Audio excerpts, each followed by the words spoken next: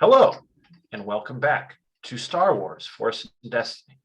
I am your friendly game master, and I'm here with all the same people that were here last week, minus one. But don't worry, we'll tell you why she isn't here later. But not really, we'll be in character.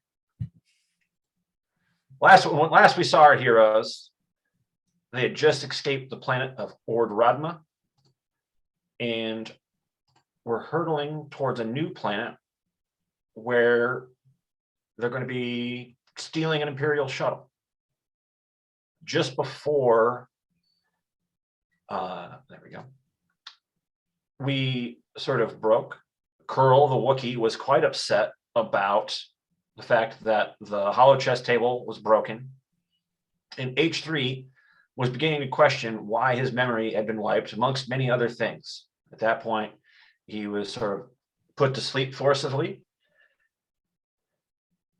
And that's where we kind of left off. Now, it does take about a week in hyperspace to get to where you guys are going. Curl, did you want to try and fix the hollow chess table? You have a toolkit on you. I don't want to break it more, but I definitely I don't think you can break it more. I'm definitely going to give it a shot if the droid's not around to try and fix it. I can't have him try and do it. So is that a computer's check or? It's going to be mechanics. Okay. And it will be 2 purple. Mechanics. Okay. I've got 3 green there. This isn't the most difficult at least. So there's that. 2 successes and a threat. Okay. You do get it back up and running. It does shock you something fierce, and you're going to take 1 strain from that. Are you mad enough to break the table again? You said I fixed it though, right? You did, but then it shocked you. Are you mad at it that you're going to break it? No, I kind of went into it expecting that a little bit. I was like, either I'm going to get hurt or it's going to break. So like, if that's the worst thing that happened out of it, it's fine. I'll be fine. Okay. So you got that up and going again. Reyna, in our last adventure, you had dipped into the dark side to help with your move power. You can, if you want, since you got this extended period, try and meditate, bring yourself back in line, get rid of that bad girl point you acquired. Is that something you want to do? Yeah, sure. I'll try to get back in my happy place. Okay, so you only use the dark side to help move something because you're frustrated. So this isn't like killing or torturing someone or anything like that. So this is going to be a discipline check for you, and it's going to be 3 purple. Okay. Excuse me. Does everyone have a link to the dice roller? I forgot that was one thing I forgot. 1 threat. Ooh. That is good. You do not. I think you just so this doesn't go well. You're trying to bring yourself back in the center. It's not happening. You're getting a little madder. What is bothering you so much, Reyna? I'm probably just a little annoyed from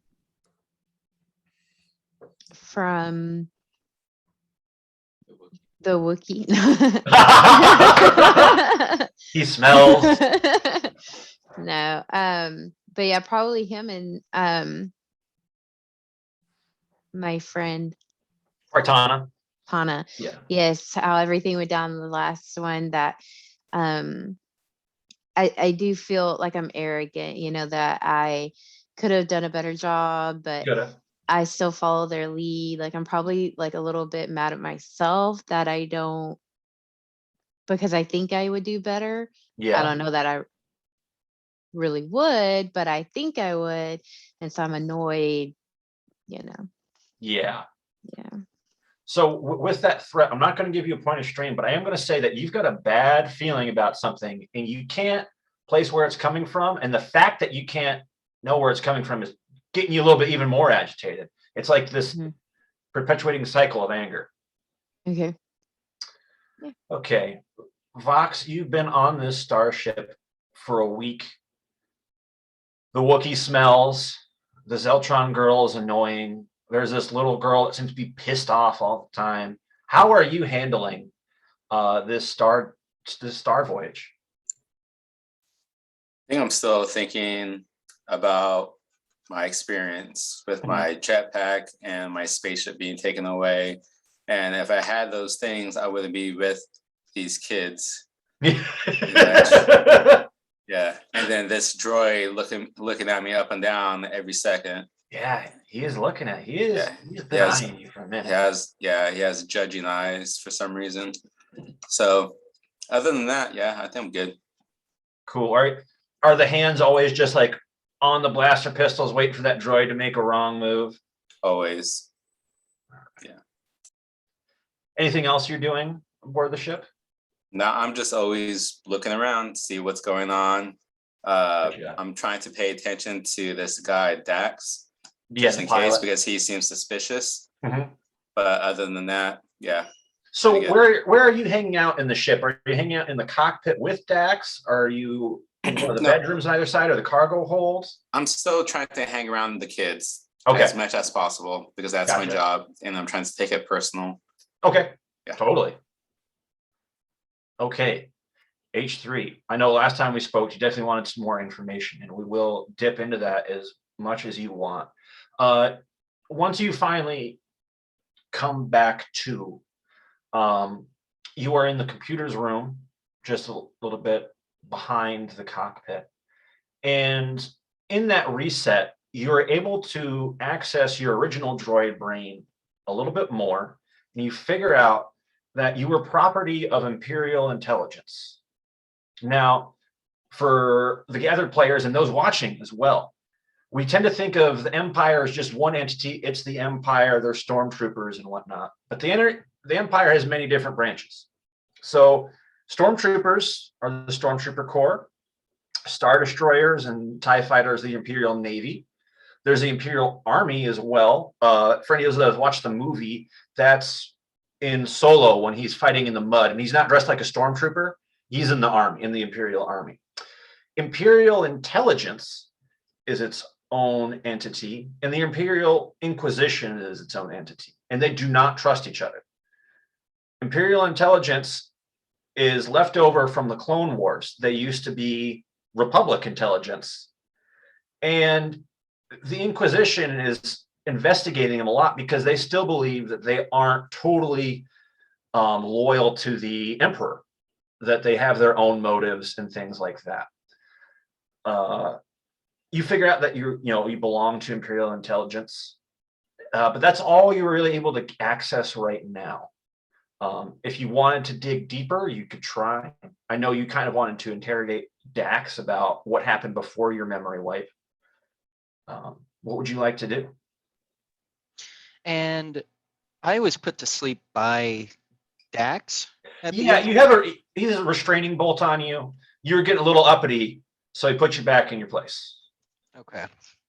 And I did write down that I was to give that small cubic container to Dax. Did I do that? Actually, Partana has that on her right now. Okay. She opened it, gathered throng. She opened that container that was a gift, and it was a thermal detonator in there that started beeping. And when she realized that, she closed it back up. But none of the rest of you guys know that. Okay. So would it still be, even, I guess after being hard wiped, I wouldn't necessarily remember to bring him that? Well, Tana's kind of got that covered. Okay. She has it right now. That's kind of her prerogative.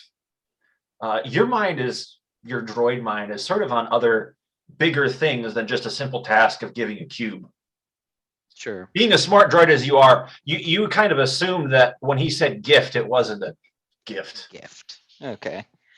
Got it. I think I'm just gonna take a walk around the ship and see what everyone else is doing.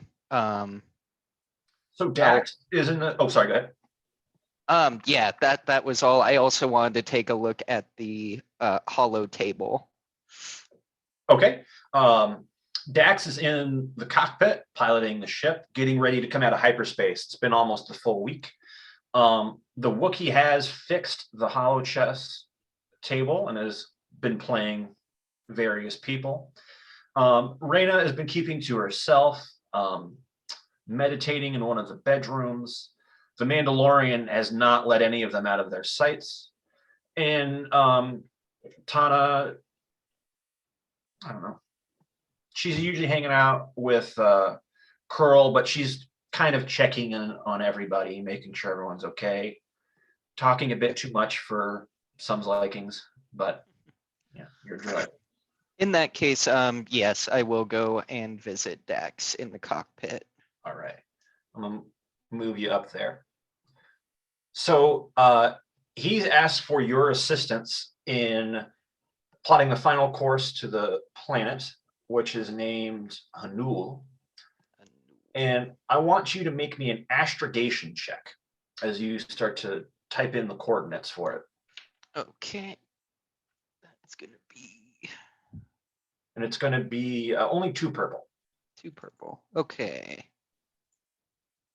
I get 2 successes, 2 advantages, 2 failures, 1 threat. What is the final result? Let's see. Oh, I see. 4 ability, 2 difficulty, and then 1 advantage is the result. Okay, 1 advantage is the result. Okay, so you don't get there any faster, but with that advantage, I will let you know that something seems to be on Dax's mind. Normally, this is something he handles.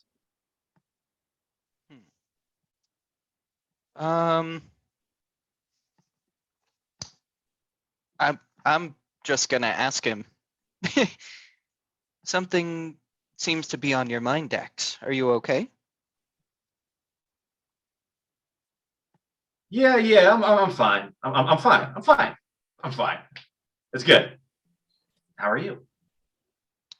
I have woken from my hard reboot and am glad to be back. Well, I'm glad to have purchased you. You know, sometimes you get uppity, but overall, well, I didn't purchase you. I kind of stole you. But that's neither here nor there, right? Right. And then kind of gives you like a light punch on the shoulder and goes, oh! Yes, I do appreciate the theft purchase. I am glad to be here and have taken some time to think to myself on my actions. So thank you. Good try. Good hire. That's about all I would like to do. Just helping, kind of overlooking space and pondering within my droid mind. Okay. Curl, you seem to have some realizations by your facial expression. No? I was kind of hoping to be present maybe when the droid went to go talk to him. Just get in a word or two edgewise. Okay, yeah, you can walk up there, no problem. They're up there, and you know, with this astrogation tech took a while, so I could say you were maybe standing in the doorway when they just had this back and forth. Is there anything you would like to add, or are you just kind of absorbing?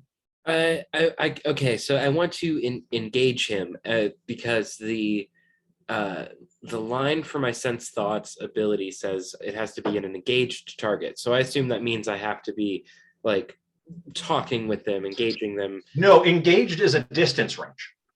Okay, so, that's right. I forget. It would be within like striking distance, wherever. So there is a seat right behind him. So you could go and plop in that seat. Okay, I don't even have to actually like talk to him. I could just just hang around for the engaged is a range. Okay, dope. Yeah, but especially when he talks about the the stealing the droid, I just kind of want to get an idea for this guy if like, I don't know, was it, oh fuck, I needed a droid, I'm gonna go get a droid, or was it like a job he did for somebody else and then he decided to just steal this thing? Like, did he screw somebody else over? I just get a better feel for his character and stuff like that kind of. Yeah, so you can't get the full story from Sense Thoughts, but what you do get is that Dax was around, and there seemed to be a lot of importance put on this droid H3.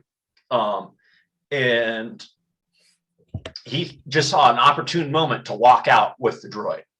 Sort of like, oh, no one's looking, I'm just going to grab it and run. Low-key grabbing the time stone in Infinity War. I saw Sebastian smile. He knows what I'm talking about. So the players caught that reference, and that's good. Okay. That's all right. I don't have to roll a force die for it, though. It was Ooh. I'll give that to you one pass. I'll roll a force die, and I can give you some more. Okay. I should have. I tried to ask, and you just kept going, so I was like, I'll take it. It's okay, but I'll still ask because I am curious. And it's just the force die, right? I don't need to roll. It's just one force die. Yep. Okay. It was the light side. Neat. Okay.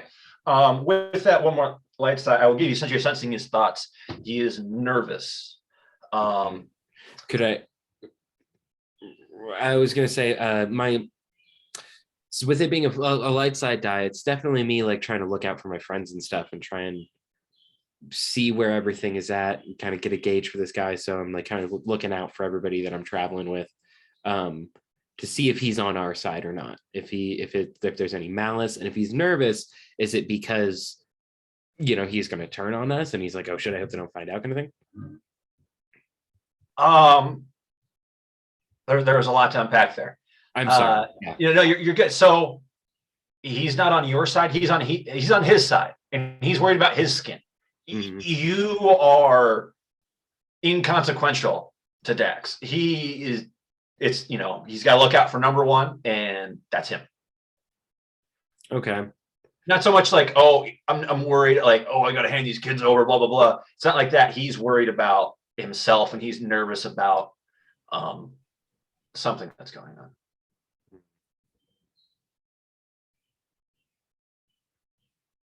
Okay. I would try and relay that to at least Reyna and it's hard not seeing her name. It's easy to Tana. Tana. Yeah, Tana. Thank you, Tana. Just in like a passive kind of line of like the force moves in mysterious ways around this one. Like I don't know. Personally, I think I would trust that more. It's like he at least has his priorities straight. So I'm not gonna hold on. You are in the cockpit. They are elsewhere. For sure. Reyna is in a bedroom. I'm going to move her right now. I'm going to guess Tana is back in the main room right now. So you're in there. You're kind of sensing this. H3 and Dax are going back and forth. And then he sort of pulls out the intercom for the whole ship. He goes, all right, everyone, we're about to pull out of hyperspace. Everyone fasten your seatbelts. I do the thing. Yeah, so Vox, you could definitely sit on one of the seats in that main room. Tana doesn't quite get it. She thinks maybe he's being, I don't know what the words I'm looking for, like he's joking. And Reyna, you're floating right now, so you're not too concerned.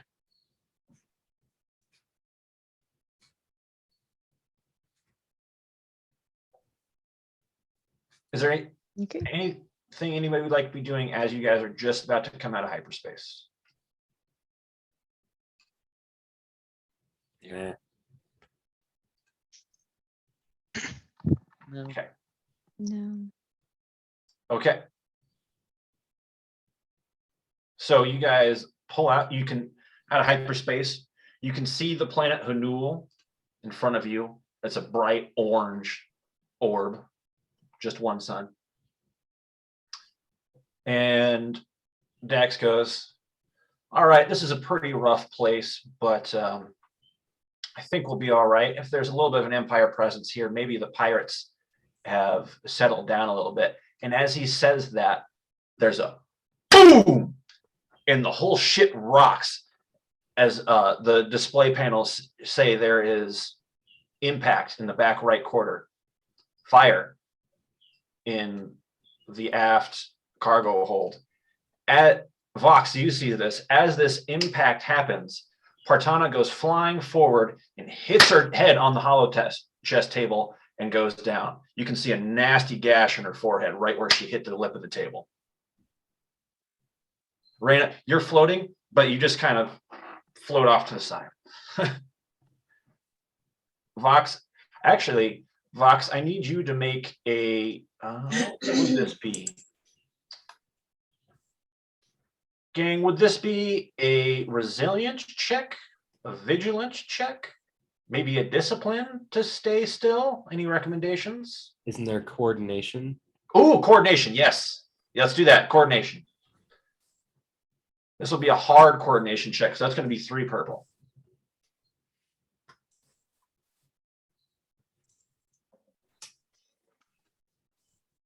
It says 2 successes.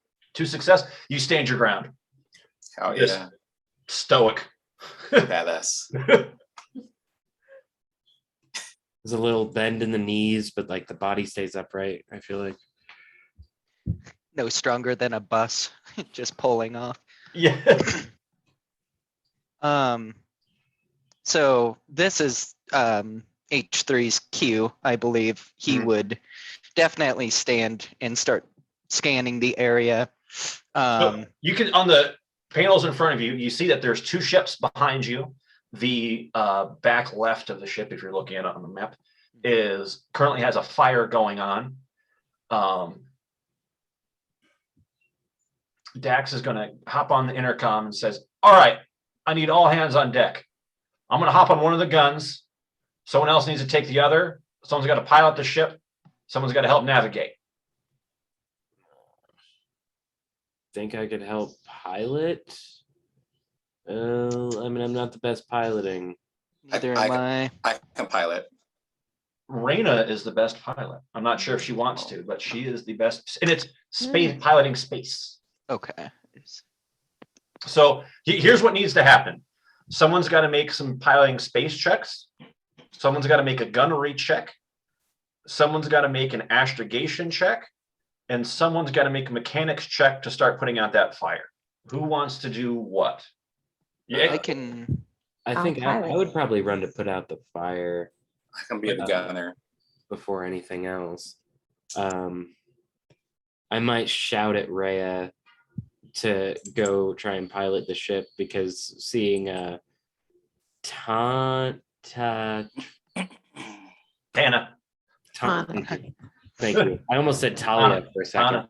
After seeing Tana like passed out, I'm like, oh shit, we gotta deal with that later. I gotta go put out this fire first. Like that's number 2. But you're yelling at Raina to like pilot the ship, and she's already running up to do it. Nice. Yeah. Yeah, it's probably like passing by. Yeah. I'll say something like, I got this. I know. Exactly. Where's the gunner at? The gunner seat. So it would be on the top and bottom. So I'm just kind of putting you in the Dax in the very center, but he has gone to the bottom gun. You're going to crawl up to the top gun. The top gun. Tom Cruise.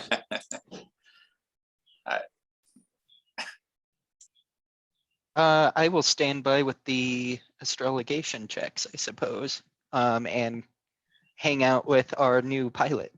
Okay. So I'm going to actually, everyone go ahead and roll vigilance. We're going to see, we're going to use this to determine initiative order. And it's just your vigilance. There's no purple die. It's going to be who has the most. Oh, there we are. There's my notepad.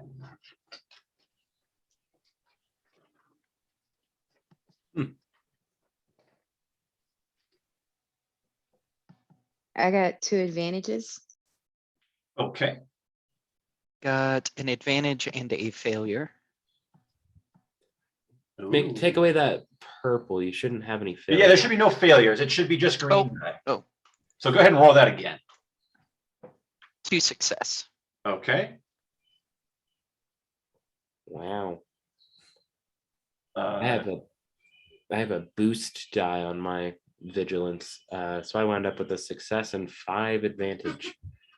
Okay, you're going first. That's kind of what I thought. I got 3 successes and 2 advantages.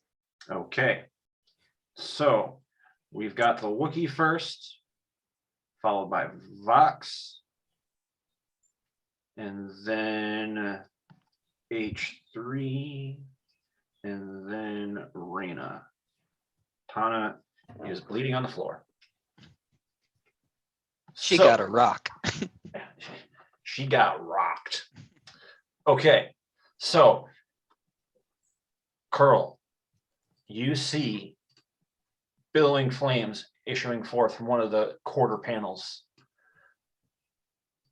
How do you want to try and fix this? It's going to be a mechanics check, obviously, but give me some flavor. I'm probably already running up with like some sort of like fire blanket or whatever the in-house fire suppression, you know, manual fire suppression system, whatever that happens to be. I'm just trying to like jump on it to smother it or spraying the stuff on it. Like I've already located and arrived with the proper equipment. Yeah. Making sure. So I'll just say it's like some space fire blanket that I'm just running up to and like trying to hug and like get all over. And then it's probably like, oh fuck, it's coming from inside that room. Yeah, it's definitely coming through one of the walls. Do I think if I open the door, I'm gonna like be exposed to the vacuum of space? No, there wasn't a breach yet. The ship's computer would have told you that. There's not a breach, but there's definitely an internal fire. Okay. How hard is this mechanics check? This is going to be hard. So 3 purple, and there's 2 setbacks because there's so much flame and smoke in this room. You can't quite tell where the source of it is. Okay. Jesus. And I'm going to say you've got an extinguisher, not a blanket. Does that maybe derail one of the setbacks by chance? Having some physical stuff with me? I don't know. Since you mentioned it, it would only be 1 setback. Sure. For sure. Okay. Good couple of green, 3 purple, buck, and then a setback. Okay. Okay, that could have been way worse. 1 threat. Okay, you're going to take another point of strain as you inhale some of the smoke, but you think you are starting to make progress. You can see the heart of the flame. You got your extinguisher in the right place. It's going to be no setbacks next time you do this. But you are down 2 strain now. What does that bring your total to? I'm not doing too bad. I'm at 8 now. Okay. So Vox, you are in the top gunner's seat. Behind you, you see 2 starfighters on either side. What would you like to do? And they already shot at us? You don't know where the hit came from. This is all you see in your sights right now are these 2 ships. Okay. And they're just following us? They're actively trying to attack you. Okay. Yeah. Then I'll shoot. Okay. Which one are you going for? Left. Left one? All right. This is going to be a gunnery check. And this is going to be... This is going to be 2 purple, but there is a setback die because you've never used this weapon system before. Okay. 2 purple, you said? 2 purple and a setback, one of the black dice. 3 advantages and 1 failure. Okay, so you don't hit the ship, but there's a couple ways you can spend your advantage here. 1, you could use that advantage to give boost dice to the other crew members as your advantage. You could also tell me a story of maybe how this sets you up better for a next shot or sets that ship back when it tries to fire at you. I'll give the advantage to what's her name? Reina. Okay. So hopefully she can dodge these bad guys. Yeah. Or something. So yeah, with your firing, you've made it so that that ship can't keep a good lock on you. It's going to have a hard time trying to shoot. Okay, cool. All right, H3, you're in the astrogation seat. You're trying to plot a course to the capital city of Hunul, where you are supposed to be landing while still trying to avoid, still trying to give Raina some room to do her maneuvers and keep you guys on course going there. Okay. So this is going to be a hard astrogation check. There's no setbacks for this one. Okay. So that would be 2 purple then? Did I say it was hard? Hard. Yeah, 3. Sorry. 3. Gotcha. Wow. Got really lucky and got 4 advantages. Okay. So you can either pass these advantage, pass on the buck, give someone else some boost dice, or you can tell me a story about how this is going to set you up better for next time or make it harder for the ships attacking you.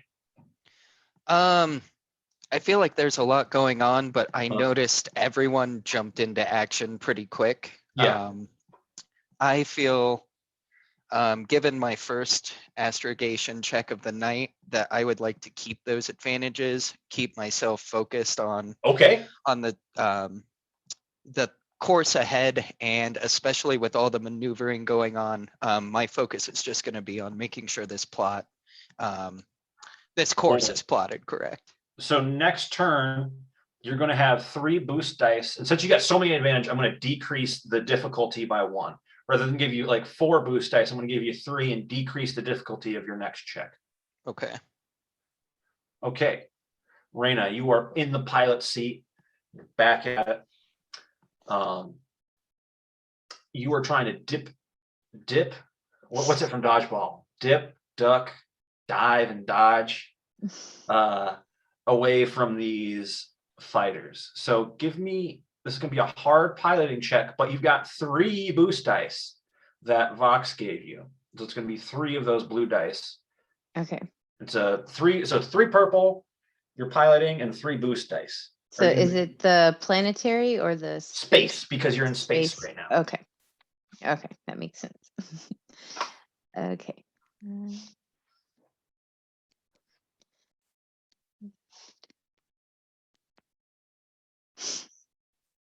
So you said 3 of the blue? Yep. And then any purple? 3. It's 3 a hard purple. check. Okay.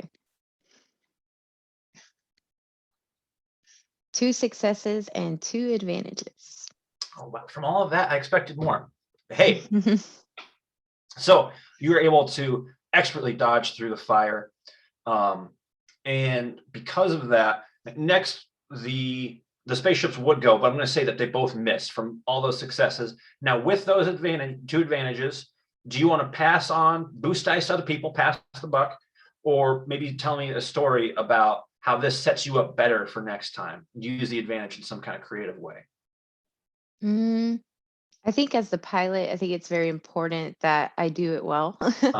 So I think I'll use the advantage to make sure I'm piloting. So yeah, just as I'm like zigging and zagging, I'm getting more and more confident in myself that, You're feeling the ship out. I'm feeling it. I'm getting in a groove. I was annoyed earlier, but like maybe I'm almost using that to like gear myself up, like putting all that energy into my piloting. And I'm like, yeah, I'm badass. Totally. And so, and I'm feeling like a good mojo with the team. Like my co-pilot here is navigating really well. And so I just I feel like we're jiving well. Totally. And so, yeah. Awesome. Yeah, I like to feel that like with that good of a roll, those maneuvers, you didn't need to go that hard, but you did. Like you're doing barrel rolls, You did that thing where they go up and then back. You weren't able to lose them, but you were doing some excessive maneuvers, but it all worked out. Like you were showing off, but it all worked. Definitely a show off for sure. Okay, and actually, because of that, the ships can't quite keep up with that maneuver, so they're gonna drop back a little bit, and they weren't able to hit this turn. Now we're back on top.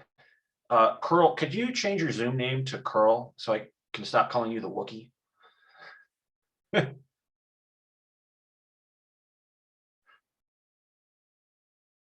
Thank you. We all got new names. I'm used to our D&D names.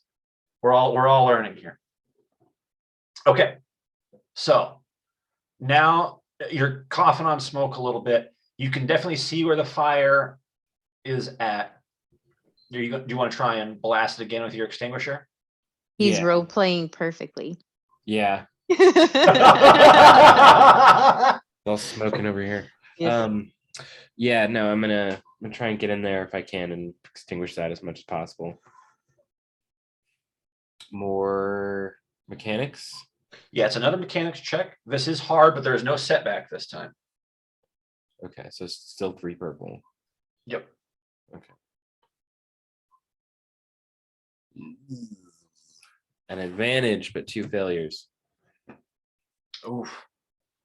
Yeah, maybe this extinguisher isn't cutting it. You're realizing now, maybe you're going to have to go to a different area of the ship and to go get the other one. To what? I have to go get the other one. Go get the other extinguisher. No, maybe this is an maybe you've got to shut off. Like maybe you think maybe it's a fuel line that's on fire. That's why your extinguisher is not working. You might have to go to another area of the ship and shut down that fuel line for the fire to stop. That's what I'm going to use your advantage for, unless you want to use it a different way, is that you know that this extinguisher isn't going to cut it for this fire. If I know what I have to do, I'm just going to go like run and do it. By chance, would I be able to do something about it this turn, or am I going to have to? Can I at least get there? Or so, let's say this is a combat hypothetically. You've used your action, or you still have your maneuver. So you could move to the area of the ship. You could move up into room 11, which is sort of the control panel room, and then next turn make a mechanics check to shut down that fuel line to try and stop the fire. Okay.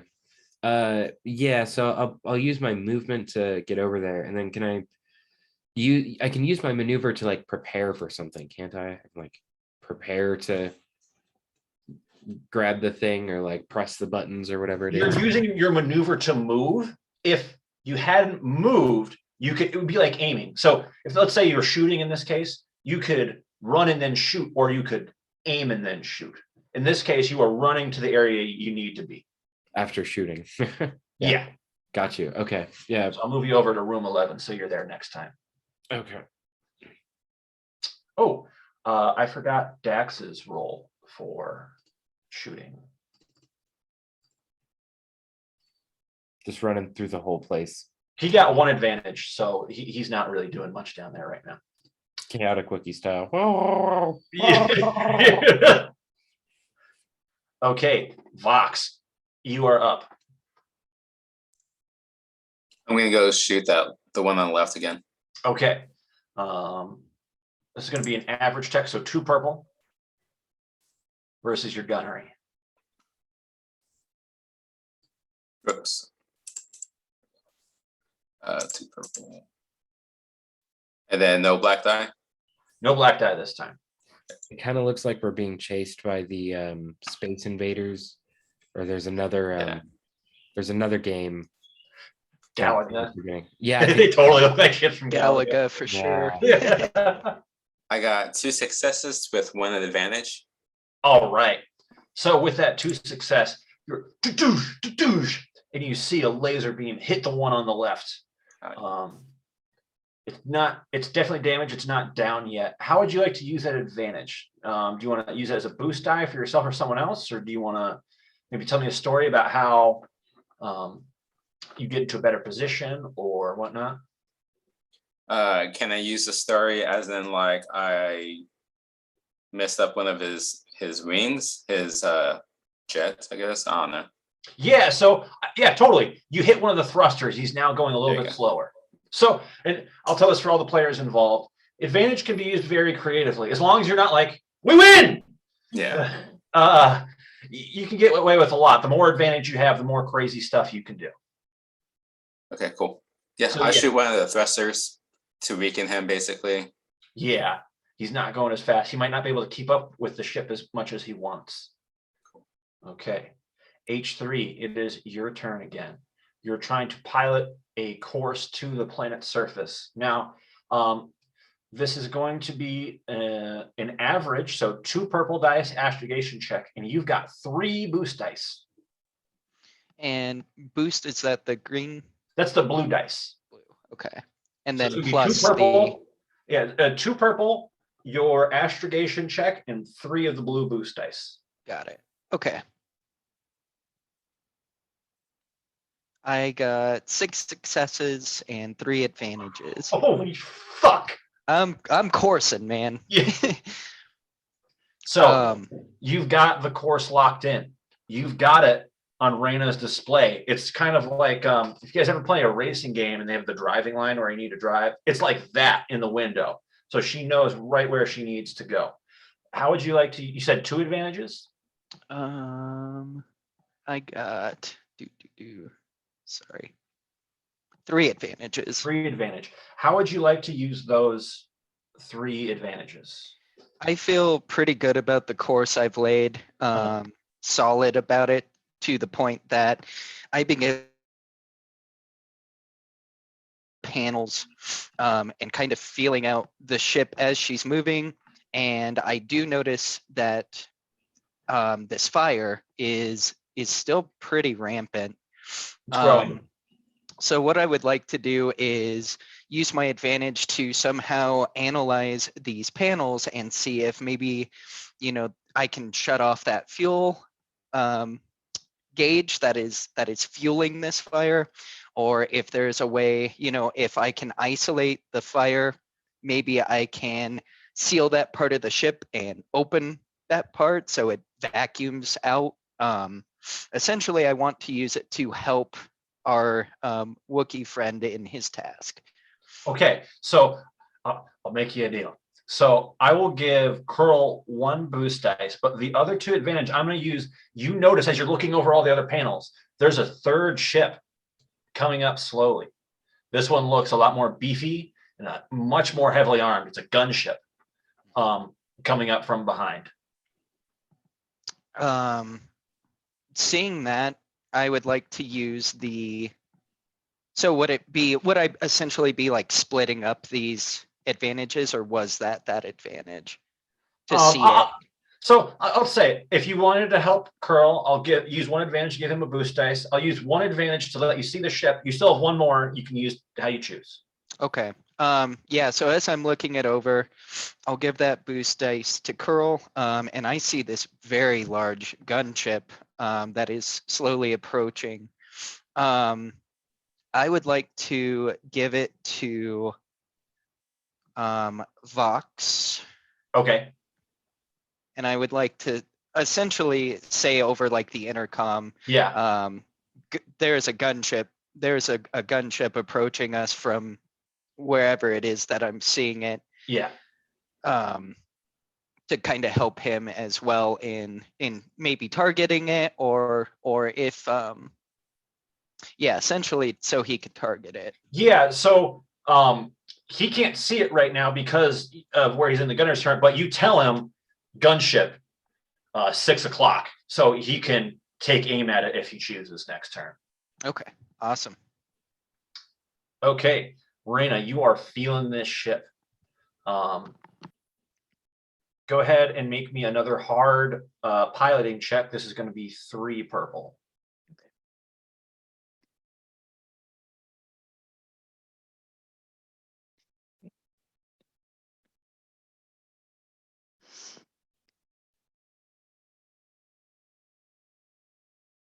1 success and 1 advantage.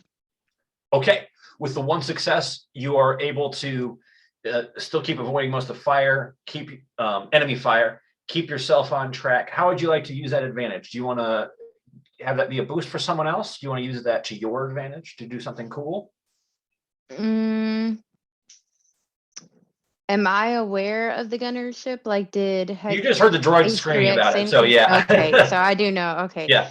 I think I would like to give the advantage to our gunner as well, to Vox, to make sure that, we have a good offense as well as Okay. good defense. Totally. Mhm. Dax is going to make another check, and he gets 1 success and 2 threat. So with that, he hits the ship on the right. But Raina, you do start to notice that ship power is starting to drain. Piloting the ship this hard, firing the guns in the fire while going at the same time is beginning to wear on the ship a little bit. You're such a badass pilot. You feel like you can get it the rest of the way, but you are starting to notice some wear and tear on the ship. All right. I'm gonna give it a little like pep talk, like hang in there, girl. Yeah. Don't die on me yet. We can make it. We can The get ship- heading the dash. Mm-hmm. The ship name was the Siren. The right? Siren, yes. Oh, okay. Okay. Yes. I totally thought of that well beforehand and didn't just think that up as you guys got onto the ship, because I'm that kind of dungeon master. Whenever I say something like that, I'm totally lying. I'm sure you guys know. I just wanted to make sure we're all on the same page. Okay. When I would name ships on the fly, back when Damien and I would play this, I would wind up with ships named like the Tentacle or something like that, where it's like, oh fuck, I had like a week to name this and totally didn't. So one ship, it got a failure but 3 advantage, and it's going to use that to move up closer. The other ship got 2 successes. It's going to make a hit on the rear engine. And I'm going to swap out these fire tokens real quick. So the one on the back quarter has grown in intensity. And now the left engine, the right engine is having a little bit of trouble. And the big gunship begins to make its way close. And then H3 and Raina, since you're in the cockpit, you can see a warning flashing saying missile lock, missile lock, missile lock. It looks like it's preparing to launch some ion torpedoes at you. We are back up top with Curl, who I'm going to cross out Wookiee and write Curl. Curl. We don't all look alike, damn it. Okay, you are in the mechanics room. You believe you can start to stop the fire in the back left quarter by shutting off the fuel going through that. This is going to be an average mechanics check. So that's 2 purple. And I get a boost from H3, right? Yes. Sweet. Okay. This could still be bad, but wow, 4 success. All right. You are, let me. Now there's just some fire in space. I'll move that a little bit away. You're definitely able to decrease the intensity. You have a feeling that that fire is going to start to put itself out. There's still a little bit of fire going on right now, but you're sort of cutting the fuel to the fire. As you're in the mechanics room, you start to notice that the engine is on the right has taken some damage, and power systems are starting to go down. You've already used your action this turn, but that's definitely something you can start to address next turn. Okay. I'm gonna. So there's other stuff in here that I probably got to do to help out that engine, huh? You're in the right place to do it. But yes.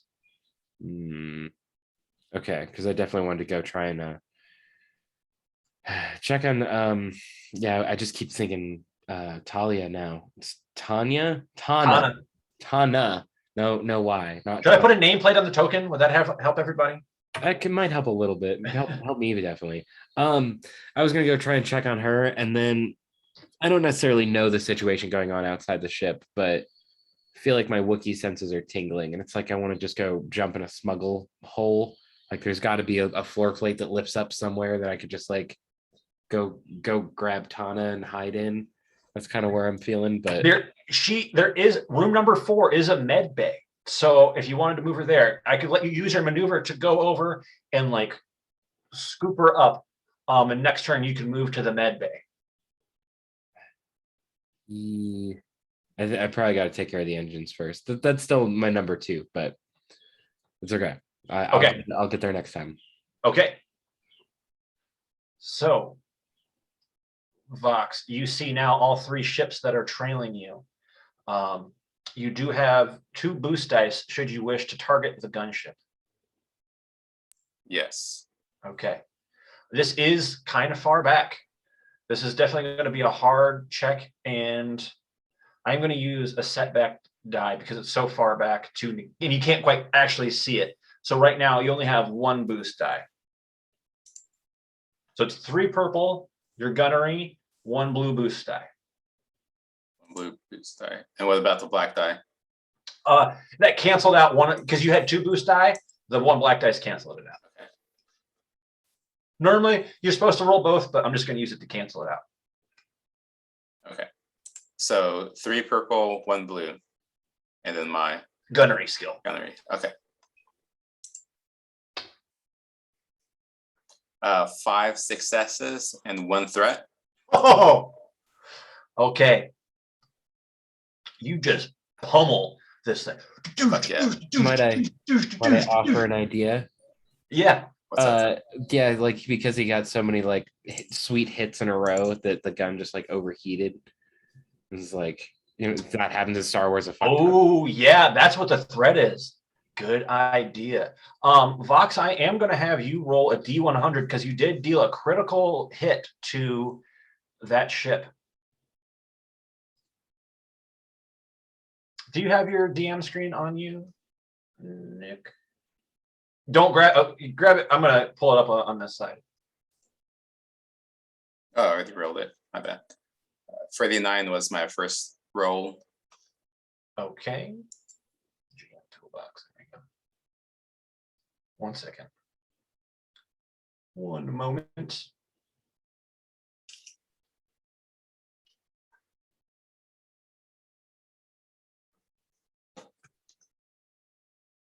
Hold on, people. We got to consult the rules. This is real role playing here. Do you have the vehicle critical hit sheet in there? Let me grab my rule book while you're looking. Maneuvers, vehicle critical hit sheet results. What'd you roll? What did you roll, Vox? 5 successes and 1 threat. No, my actual dice. 49. 49. Yes. Boo. Component hit. 1 component of the attacker's choice is knocked offline and is rendered inoperable until the end of the following round, or a list of components. See table blah blah blah blah blah blah. Ship components. Yeah, I know what it hit. Okay, so you knocked out. Does the difficulty matter? Because it does ask for the severity, or the severity. The difficulty is how hard it is to fix it. Got you. So that is an easy severity difficulty. Okay.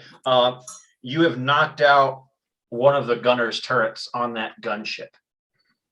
They will not be able to fire next time. That's all I did to that. Well, you did quite a bit of damage to it as well, but as far as your critical hit. Okay. Okay. Next up is H3. So there's a couple things you can do besides astrogation. You kind of nailed the astrogation. You could try and maybe plot a faster course, but you could make a computer's check to try and reroute your dwindling power would be another one. Mechanics maybe to try and fix something from your seat. Okay. I like the idea of the computer's check to help maybe reroute this power that we're seeing begin happening.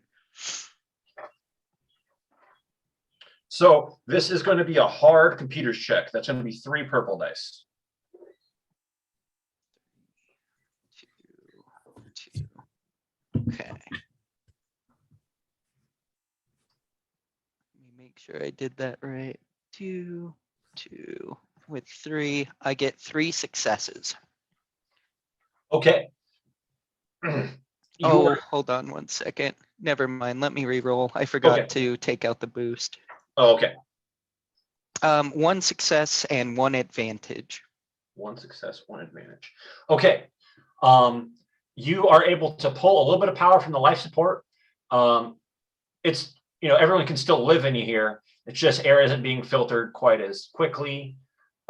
Things like that. Nothing essential. But you guys do have full power back to the engines and what have you. Would you like to use your advantage anyway?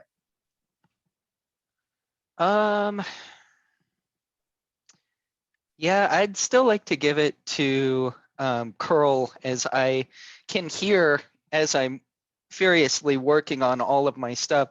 I just hear Wookiee sounds and running. So I do know that Tana is also incapacitated. Mm-hmm. So I would like to give my advantage maybe to like open the med bay door or something that could help her faster. If she needs oxygen or something, maybe I could drop down like an oxygen mask or something within the med bay, something I can do within there. So she's not in the med bay yet. Right. When she gets there. He's like prepping it. He's like just making it that much more ready for Gotcha. For anybody who's hurt. I love that, because I definitely wouldn't say that I'm like panicking right now, but I am definitely like a mechanic who's hurt himself already, like just kind of pissed off, yelling Wookiee slurs. God damn it, fuck shit. Ewok vagina motherfucker, son of a just like unnecessary obscene stuff. Okay. Raina, it is your turn again. You have got a missile lock going on right now. Do you want to try and shake their lock? Okay. Evasive maneuvers. What do you say? Yeah, evasive maneuvers. So to do that is not a piloting check. It is a hard vigilance check. So it's going to be your vigilance, and it's going to be 3 purple dice. I don't like this already.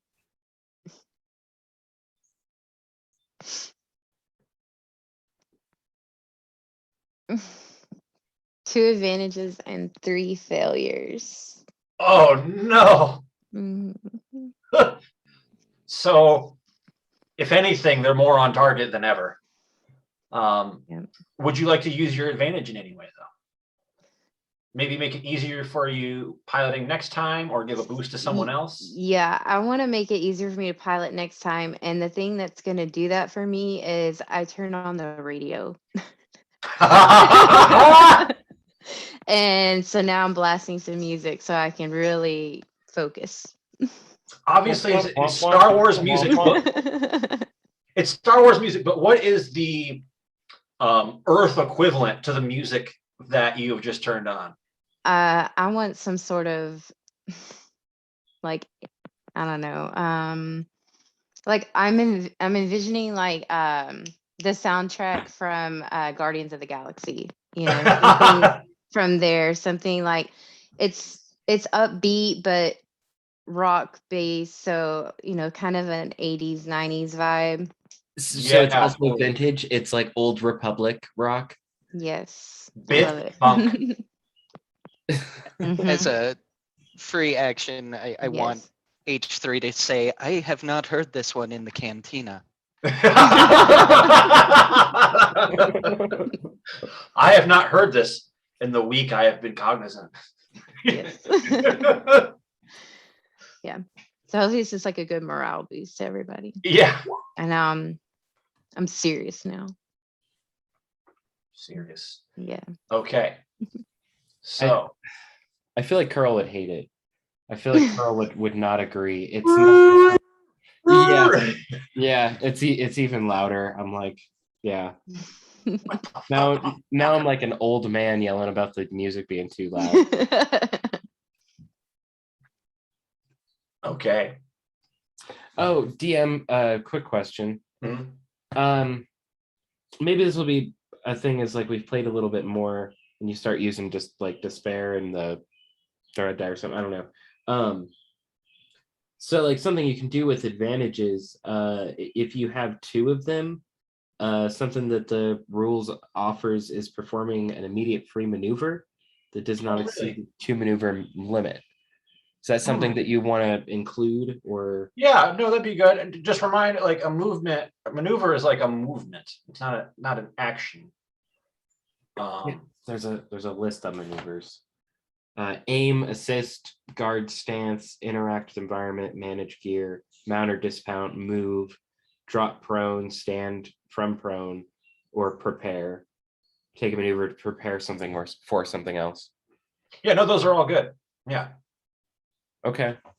So yeah, if you guys want to remember that too, you can spend 2 advantages or a triumph to perform a free maneuver that does not exceed the 2 maneuver limit. And then you can also use that like against the enemies. You can impose disadvantage or like and stuff like that. You've been reminding us of that too, but yeah, that was something that I was like, oh, you could, okay, so you can get a little more out of a turn if you roll really well on something. Yeah, I forgot about that free maneuver bit, but yeah, no, that's a good one. Cool. Sorry to. No, you're good. The 2 ships fired and they both hit. One glances off the shield.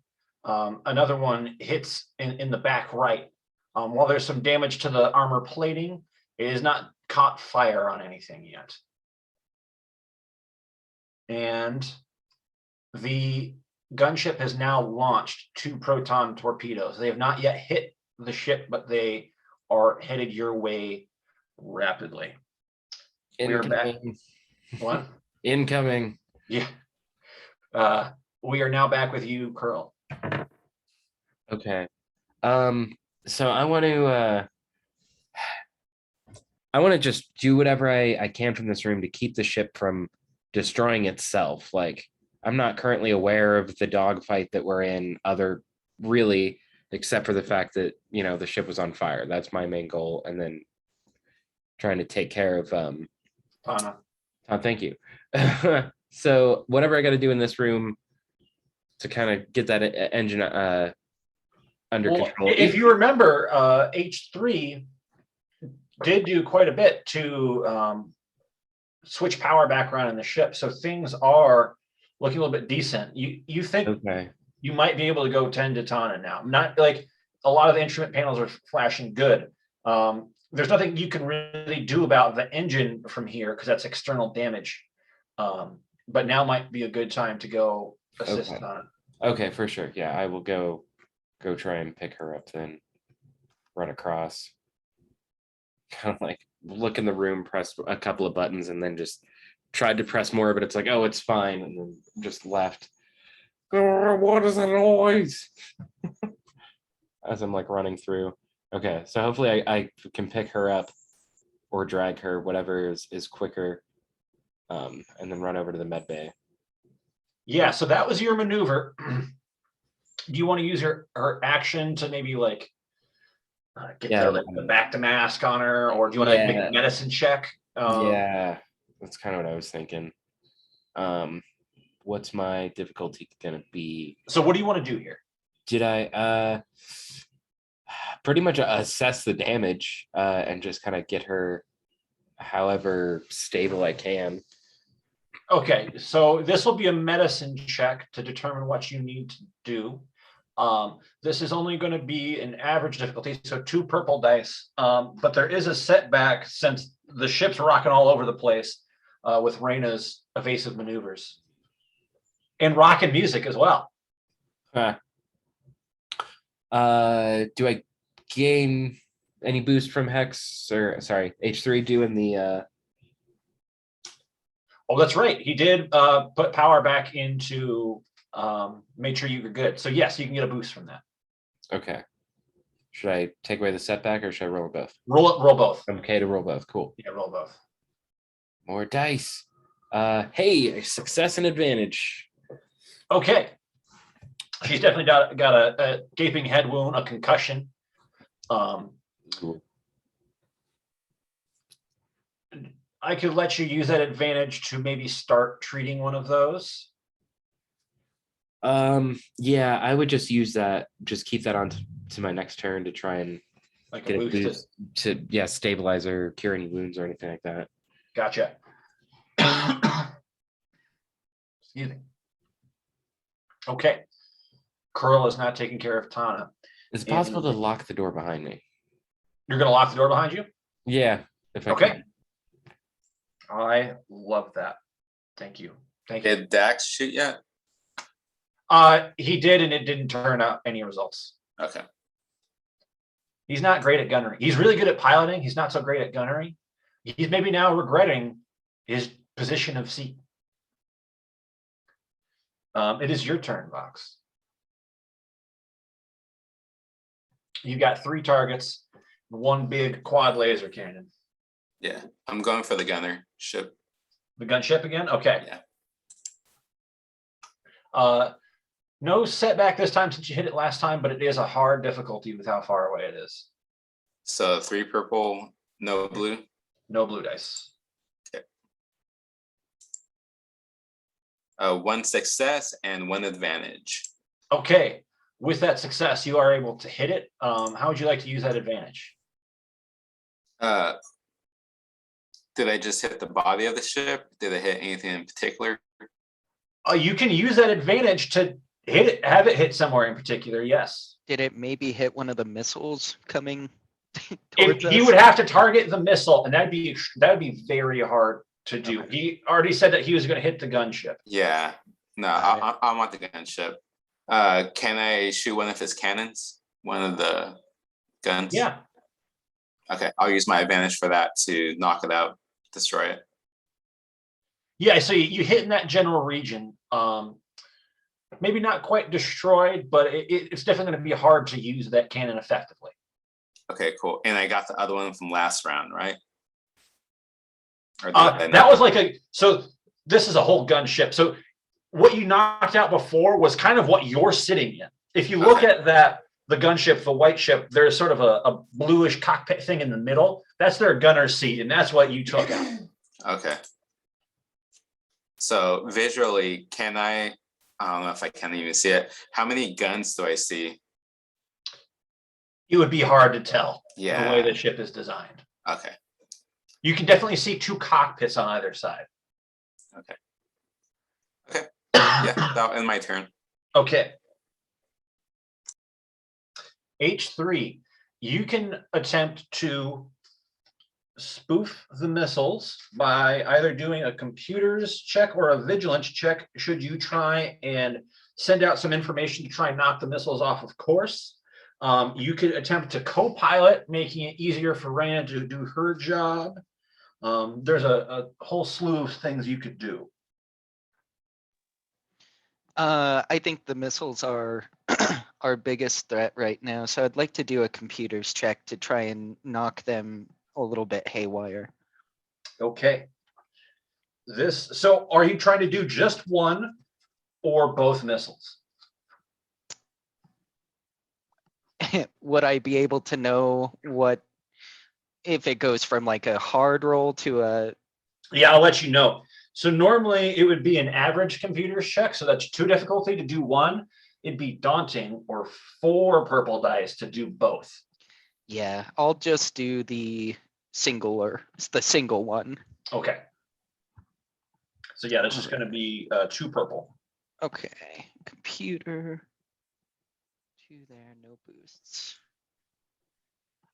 4 successes, 1 threat. Okay.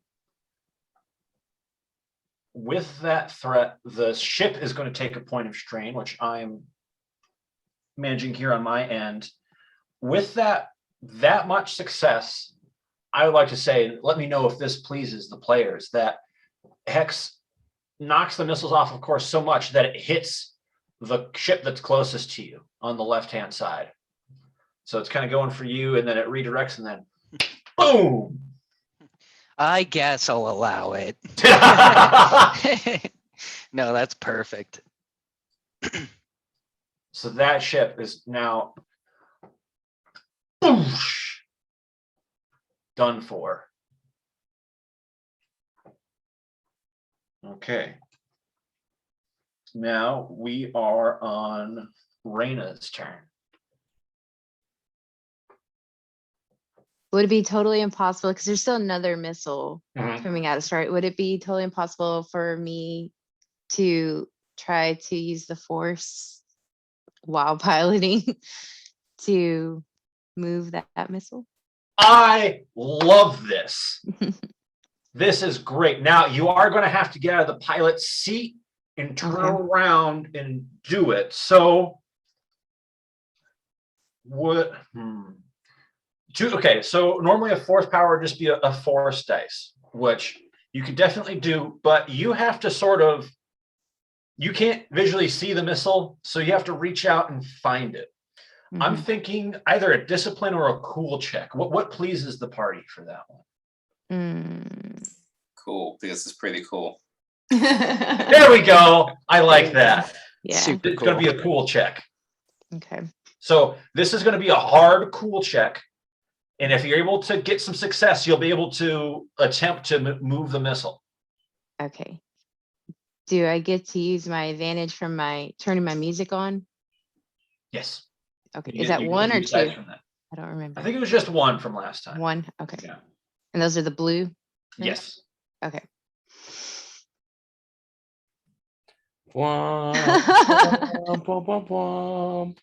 Yeah, totally. What'd you get, Raina? 2 failures. Oh no.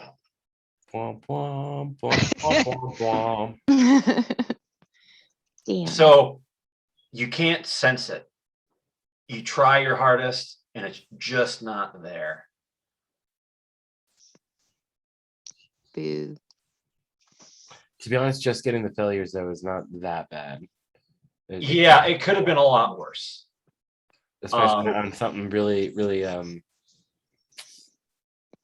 sketchy. It is cool. Yeah, I didn't want to call it sketchy, but like, I don't know, something as difficult as that. Like, yeah, it could have been really bad. Yeah. I think it fits like her character though, right? Yeah, She's- no, you went big. I Mhm. love the initiative there. You went big. It didn't pan out this time, but I love the imagination there. It is now Dax's turn. Vox, you don't hear the barrage of gunfire from the lower gunner's turret. And Curl, you hear some steps on the locked door, on the other side of the locked door behind you. And then H3 in the cockpit, a message says, escape pod ejected. And I knew it. A voice comes over the intercom saying, well, guys, it's been fun. I hope you have fun in the crumbling remains of this ship I stole. I hope going to Ossus pans out for you. And if we ever catch up again, I'll owe you a drink. Bye. And you just sort of see the escape pod heading down to the planet's surface through the cockpit window. I can tell you guys from experience, we probably will most absolutely see that guy again. So, out of character for meta speak for a moment, Dax was a reoccurring villain in me and Nick's game. So I thank you, Nick, for not kind of giving away what he was going to do, because Nick probably, this is some Dax shit. Oh, I saw it coming. Is that why you locked the door? No, he didn't know. And then he locked the door. I was like, yes, now we can get away scot-free. That's why I was like, thank you. Thank you. Yeah, after you said thank you, I felt really bad about it, but Dax is always one step ahead of Nick. And yeah, I don't say that always as the me, thing. Damien, being ahead, because it's the character just fine. It's like the dice and the character and Nick's action. It just always ends up working that Dax is one step ahead. Yeah, it was not awesome. It was not great. He had a redemption arc and all this shit at the end, but still, it was like, yeah, I hate you. Can I make an attack of opportunity to shoot him? No, I'm kidding. No. Right? Not if we gun you down. You're not. The ship could go down as long as you fucking die. Yeah, actually, I don't know. Could he shoot the escape pod as it goes over? It's heading the opposite way of the ships that are firing at you. If you want to do that on your turn, Vox, you would have an option to shoot. Or just shoot next to him, just make him shit himself a little, you know? Oh boy. I'm kidding. Okay. The fighter on the right-hand side does not hit you guys, but the proton torpedo that Reyna was unsuccessful in trying to maneuver comes and hits the ship. Boom! It's an ion torpedo, and the engine systems go dark. You guys are now floating without power, and you're now kind of close to the planet's surface without any power as you guys are starting to breach atmosphere. At this point, you realize this fight is kind of lost, and you guys need to do what you can to brace for impact. Well, at least the two of you in the cockpit know that. Vox, you saw a big missile hit and then lightning shoot all over. Your gun is now kind of out of commission. Curl, you've got Tana hooked up to some med equipment. She's being healed, but then all the power goes dark. Her healing's still going on, but you are now in a dark closet with the door locked behind you, which I'm guessing is a very confusing, upsetting thing for a Wookiee. Yeah, all the yelling goes from pissed off to slightly worried. Oh yeah, thank you. That was better. So we're going to stay in initiative order here, even though you guys are sort of out of combat, as it were, because the pirates have done their duty. Curl, you don't know what's going on. What would you like to do?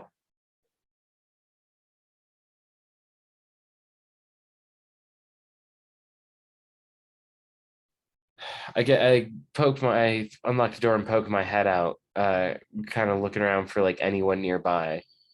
Do like any. Well, the door's locked, and you can't see where the lock is. How do you want to deal with that first? Do you want to you just want to like punch through it? Do you want to try and figure it out? Yeah, I thumb around for a minute and kind of feel for it to figure it out. Or is it like give me an easy mechanics check. I won't count this as your action since you're just kind of fiddling with the door, but I got to see if you do it. Okay. So one purple. Mm-hmm. Okay. 5 successes. Wow. You just like reach over and go, phew, door straight up. Okay. I should mention there is still emergency power here, so the lights are. It's just like the red emergency lights. Life support systems are still active, but the engines and weapon systems are not. Okay. I kind of come around and looking around for anybody. I don't see anyone, so I'd probably head up to the cockpit to try and figure out what's going on. Would I be able to make it all the way up there? Yep. Okay. Yeah, I head up there and ask. Curl, as you see when you get into the cockpit, you guys are now breaching atmosphere on a crash course to the ground. You might want to strap in. Yeah. Okay. Yeah. Before I even ask questions, I just put a seatbelt on, and I'm like, what had happened? Like, I guess we didn't win that one, huh? Okay. Anyone want to answer the Wookiee? I just want to give him a look because I kind of like to think we both just like don't say a word. Probably. Stare at him. Just a little side eye. And that's where I taper off. That's why I'm like, yeah, okay, yeah, I didn't participate. It's okay. I'll shut up. I made sure that Tana was like strapped down though, right? Like she's strapped in. Okay. So well, let's hold on to your butts. Yeah. Vox, what would you like to do? Where I'm at, am I do I have like a seatbelt on? Yeah, you are in like the glass canopy outside. Yeah. You might not want to you might want to get into the cockpit to prepare for a crash landing. Okay, yeah, I'll get down and I'll go up with him. Okay. As fast as possible and buckle up. Okay. Do you ask any questions when you get in there, or are you just silent? Nope, silent. Yeah, what I figured. He's smarter than the Wookiee. Yeah. You say that? No, You but I think think it. Okay. H3. You know you're going to crash. There's not much you can do to save the ship. Would you maybe like to scan your databases for this planet so you know what to prepare for? And like, you can definitely tell where the ship's headed. You've got your own sort of onboard navigation system, so you know kind of where you guys are going to crash. Okay. So at this point, with the ion torpedo hitting it, there's not too much terribly I can do mechanically to maybe get any of this back functioning. You could give me a daunting mechanics check. That'd be 4 difficulty to try and maybe get some power back for Reyna so she can ease the landing. You guys have broken atmosphere at this point, so there's not much you can do to keep it from not crashing, but you could maybe help her make the crash softer. Okay. Man, yeah, I don't really have too terribly many options here. You could also make an outer worlds check to sort of figure out what it's going to be like on the ground once you get there. Okay. Oh, I see. Outer rim. Sorry, Outer rim. worlds, outer rim. Okay. That's not too terrible of a move. As we're kind of coming in and cracking the atmosphere, I know it's very improbable that I'm going to get this ship up, so I am going to do just that and start scanning my database for anything that might help our pilot. Yeah, it's going to be an average outer rim check. Okay. Average is 2. It's 4. 4, 2. Sorry. Jesus. 1 success, 5 advantages. Oh. Did I do that okay. Right? Yeah. So, with that success and all that advantage, the planet of Anul is a desert planet, a very rocky planet. You are headed towards a very rocky area, sort of in a canyon. You think you're going to crash into a canyon wall. You are not that far from civilization. It would take maybe about 3 days to walk. If you guys had a speeder of some sort, you'd be able to get there easily within a day. As far as survivability on the planet, you came at a good time of year. There aren't the massive gravel storms that would tear you to shreds. There are some pockets of water for the organics on board. You're not concerned about this, but they could have some drinking water to keep them alive. There are native life forms in the form of non-sentient beasts, some which can be eaten, most which would definitely want to eat you guys. It is their mating season. That's what I'll give you for all of that. All right. I'm not necessarily going to say that right off the bat as everyone's really tense and focusing. But I will let the pilot know, detecting this planet, I do believe this is kind of where we're going down. It's going to take some maneuvering. If we survive it, you know, it's very canyonous. We want to try and aim away from the walls into a canyon of some sort, or like a less rocky, you know, hillside doom if possible. Okay, now Reyna, it is your turn. The controls are dead. There's nothing you can do to save the ship, but you weren't able to see the missile and move that. You can't The ship is too large to set it down, but what you might be able to do, slow it down, and maybe if you guys are going to hit a wall, push it off the wall, like guide it, direct it. Yeah. I definitely want to try to do that. So go ahead and this is just going to be a force die. So one of the white force dice. Just one. Just everyone's force rating is 1 right now. Okay, so just one white die, nothing else. Yep. Okay. I'm evil. The dark side. Came up with 1 dark point. Mm-hmm. Yep. Are you going to use it? I think this is a pretty like life or death situation. Like we could incur some serious damage if I don't use it. So that's my thinking to validate using it. Yeah, no, totally. If your teacher warned you about the dark side, but you also don't want to die. So yeah. I think the last time I used it was probably a little immature. I was aggravated, but this time I feel much more good about my reasoning. Totally. So you are going to take 1 point of strain from using the dark side.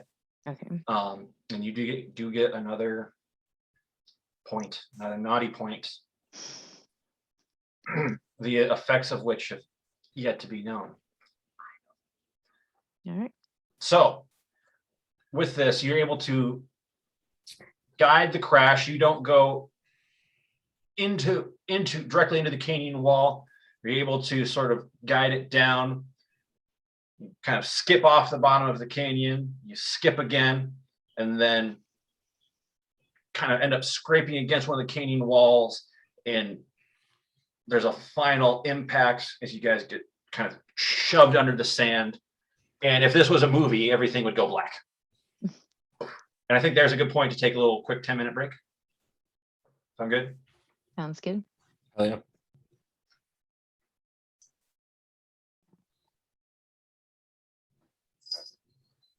Welcome back.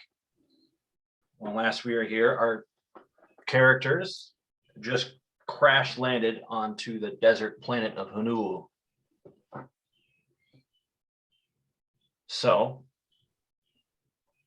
you guys, let me change the page for everybody.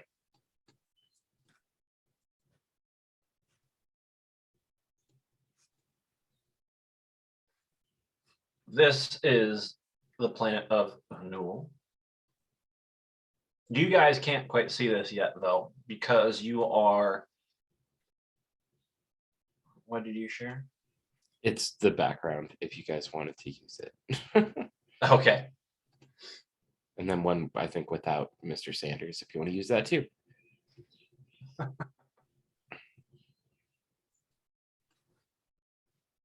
You guys cannot see the desert landscape of Hanul as your ship is kind of, at least the cockpit is buried in the sand. There are no power systems working, nothing like that. The normal entrance door is buried as well. It occurs to one of you Jedi younglings that you might be able to use your lightsaber to cut your way out if someone wanted to attempt that. Ooh, I want to do it. I want to do it. Can I do it? Sure. Is everybody cool with me doing it? So is this my lightsaber skill? Yep. And then do I have to, because lightsabers have the piercing quality or something like that? And that's what lets you, not piercing.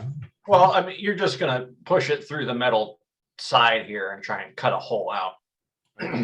How difficult would this be? It's just going to be average, so 2 purple. Okay.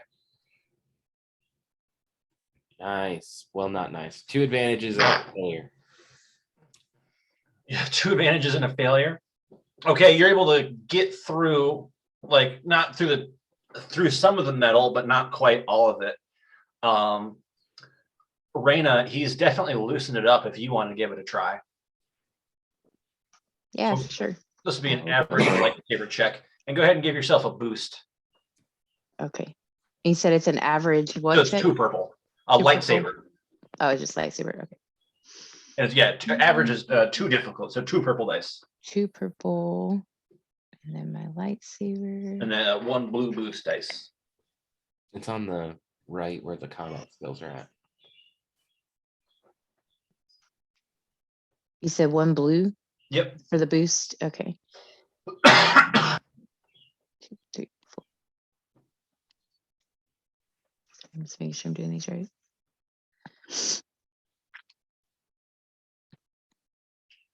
Okay. 1 success and 6 advantages. Holy fuck. So I like to imagine with Why can- those the 2, you kind of like just sort of like a Vitamix. Just burrow through. I'm trying to like make up for crashing us. Yeah. I can do that, but watch me do this. All right. This is my skill set. Right? So, excuse me. You're able to see the rocky outcrops of Hanul in front of you. You realize that there is a canyon slightly off to the right. It is a little bit down from your ship, but is the most covered from sun and is going to be the easiest to traverse. I'll move you guys there right now. Make sure everyone's tokens can be controlled by them. Opportunity to let everyone know what I had scanned in the ship. Yeah. Kind of what the environment's going to be like. That's box. I feel like you should give us a detailed account of the life there, because when earlier when Damien was telling us about like mating season and all that, it made me think of the new Jumanjis. Have y'all seen those? Not yet, no. Oh, they're so good. They're not the original, but they are still good. There's a character, it's like they're in a video game, and one of the characters, he's like a zoologist, and so it's just randomly he talks about like, oh, the hippopotamus, da, da, da, and like yeah. So I feel like if this droid was giving us, just a very random input about all the life forms there. There's Yeah. We all just kind of look like, yes, and then adding on the mating season and definitely something comical, a droid telling about zoology and life form. Yes. It'd be really funny if he tried to mimic a mating call. Well, he just plays it back. Like he's got it stored. He just like plays the actual one. We're all just standing there looking like, what the fuck? TMI, man. Mm-hmm. So file it away in our useless information file. I like to imagine you say that, Raina. I'm just going to file that away in my useless information file right here in my bag. Yeah. I suppose I will not go into anatomy. You don't want to hear about the twin penises? No, crazy world. Okay, so something you do notice, it is evening. The sun is beginning to slowly set. You do believe you've got a few hours of daytime left. There is not too much supply. I'm guessing someone's already looked for supplies in the ship. There is meager rations and not enough water for 1, 2, 3, 4 beings, including the unconscious Tana, to make it. H3, you do know that the direction you guys need to head to get to town from here will be about a 3 days walk. But you definitely need some supplies for. Might have to forage around. Things you guys could do right now. Someone could forage for food and water, probably a curl thing. Someone could tend to Tana, who is injured. And I would like to do that. Okay. Someone could start to scan for any potential threats. So first, Randall, let's start with you trying to tend to Tana. You do have the heal force ability. Yes, that was what I was planning to do. All right. Want to go ahead and give us a force die roll to see if you can stabilize her? Yes, such as the one white. Yep. Okay.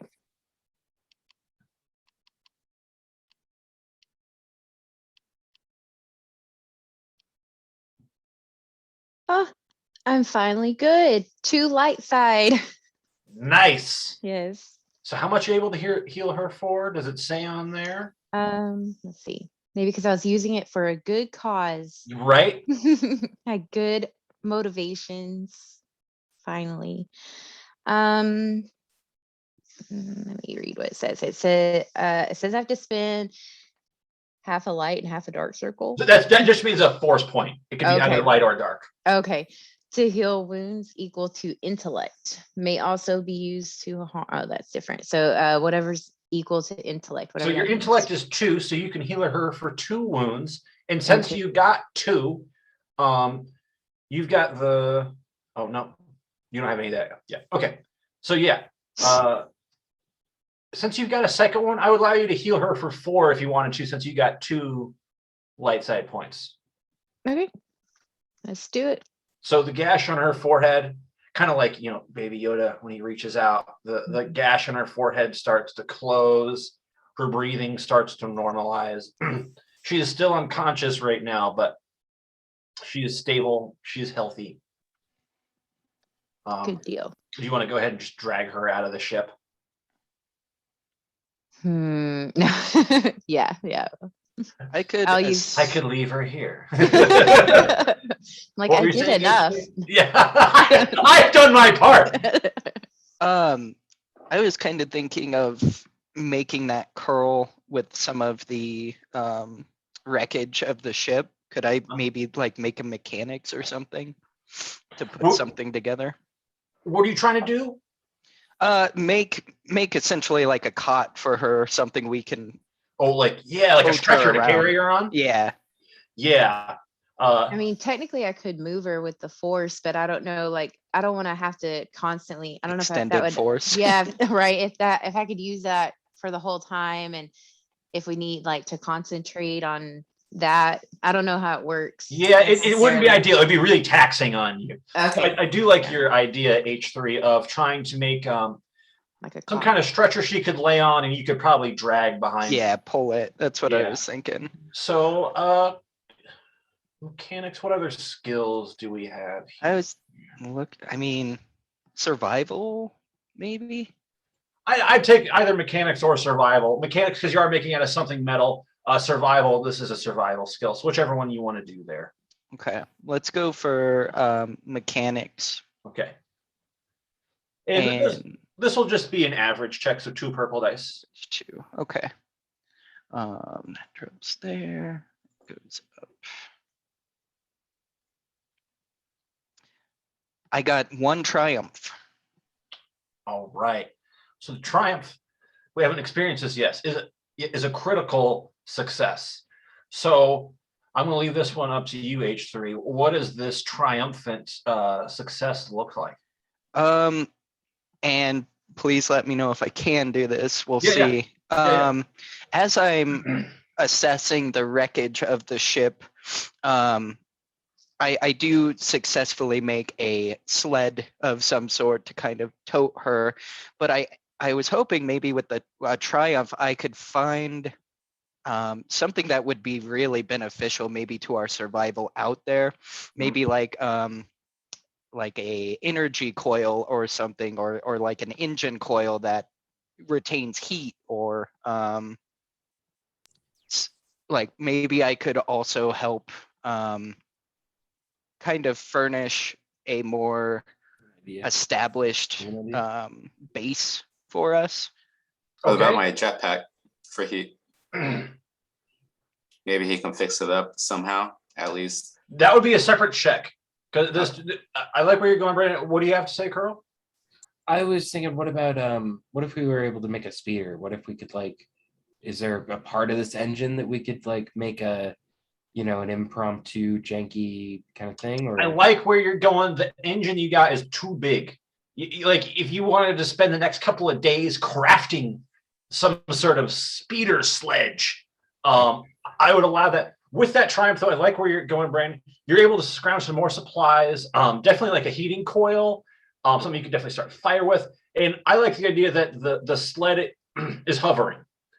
Like you found some sort of repulsor lift to put on it, so no one really has to carry her. She's just kind of hovering along with you guys, similar to like Baby Yoda's crib, Grogu. Perfect. I'm cool with that. Kind of hover with you.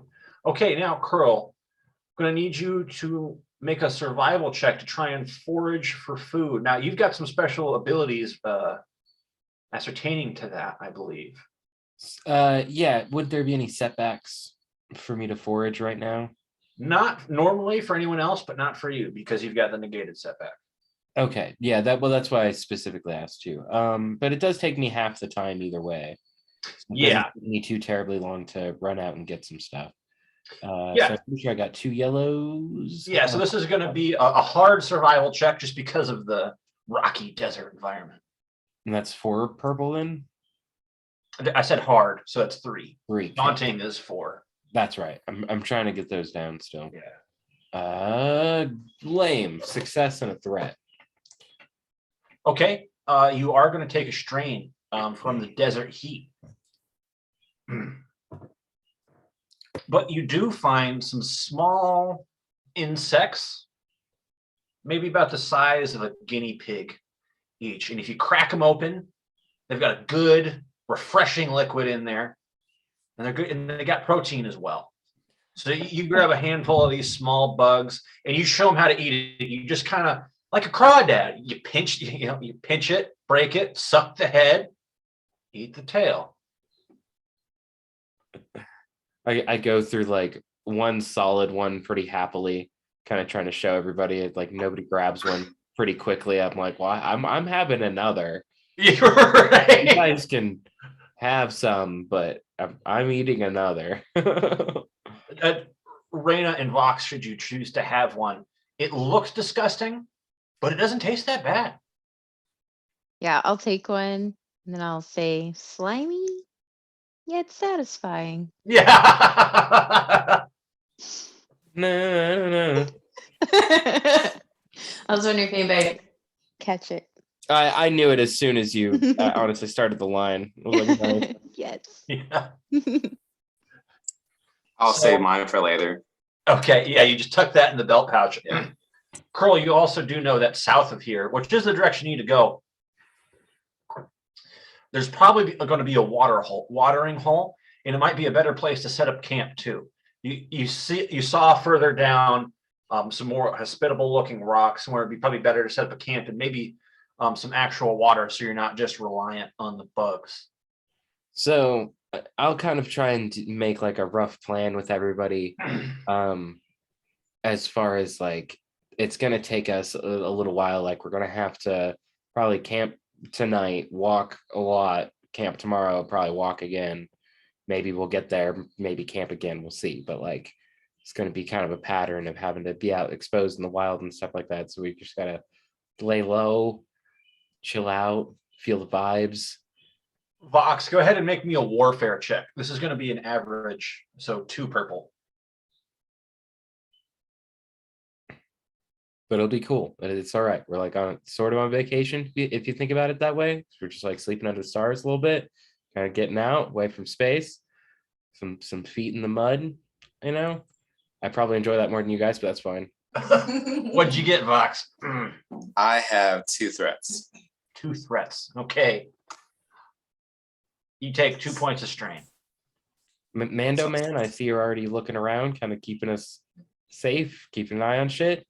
Something looks like it went wrong though, so I'm worried there, but we're good. No, it's fine. We'll be good. It'll be okay.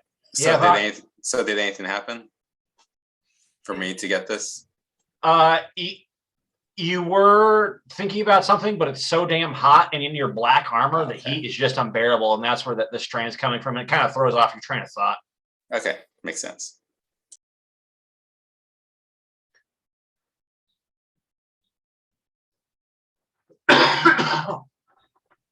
Excuse me.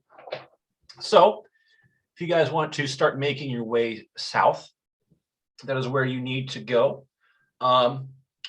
You do notice a lot of these insects are plentiful on the ground. The ones that curl out about the size of a guinea pig. There are some that are more the size of like a cat, some about the size of a chihuahua. Oh, I recognize this map. We've used it before. This is a good one. Okay, so we're gonna have to get to the other side of this canyon and probably climb our asses out of here. Well, actually, you want to head down. So let me draw on here. You want to get to here. That's how you're going to get to the next area. Okay, so we gotta climb down this canyon and then kind of walk ourselves out of it. I mean, we're sort of exposed, but not much we can do. Is this one of the planets where once the sun falls, it gets horrendously cold? Yes. Good thing you grab that heating coil. Probably want to move quickly to get some shelter built.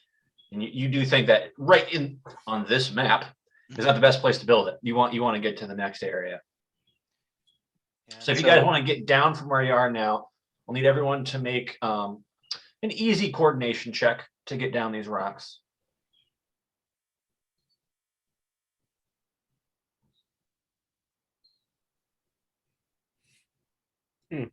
Easy is just one. Or is easy 2 purple? Easy is 1. Okay. Wow. Nope, that was my bad. I forgot to take those yellow away. I was like, wow, I got a triumph. I don't have yellows and a success, but a threat. Okay. I get 2 advantages. Okay. I got 2 successes, 1 advantage. You hop down gracefully. You're having fun with hopping down the rocks. What'd you get, Vox? I got 2 successes. Okay. So, Raina gets down easily. Vox gets down easily. What'd you get again? Heck, H3? 2 advantages. 2 advantage. Okay. It's enough to get down. Do you have any strain, H3? I don't have any. Yeah, okay. Normally, I will let you replenish. So, Curl, with the success, you're able to get down, but with that threat, you end up stepping on one of the bigger bugs by accident, and it kind of lets out this piercing squeal, and you all sense a rumbling in the sand. I don't take any strain. Not from that. Your threat was you stepping on the insect. Gross. I feel bad. I'm not eating that one. So that was waste. I help with the floating cot that we have made, and yeah, it's fairly easy now that it's floating.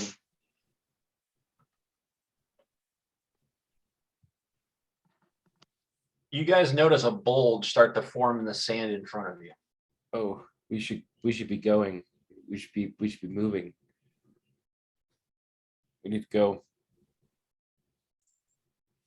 Feelings are bad about this.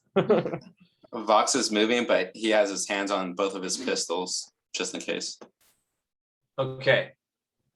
So let me draw something real quick. I'm going to let you guys position yourself wherever you want behind this green line. You can move your token to wherever you want. And then after that, every turn, you're going to be able to move 2 squares per maneuver. Okay. I'm probably moving over this way to try and get some cover. Kind of on either side. This seems like the safest spot. I'm taking Raina with me. Or not Raina, I'm sorry. Tana with me. Try and keep her under cover. I figure everybody else is better at shooting than I am, so I'm definitely not best in the firefight. Yeah. So you guys are kind of hiding behind rocks. Yeah. Mm-hmm. And a massive insectoid, like the ones you've been eating, but about the size of, bigger than a speeder.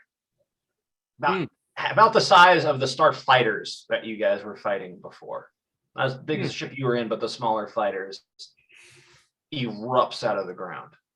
Gross.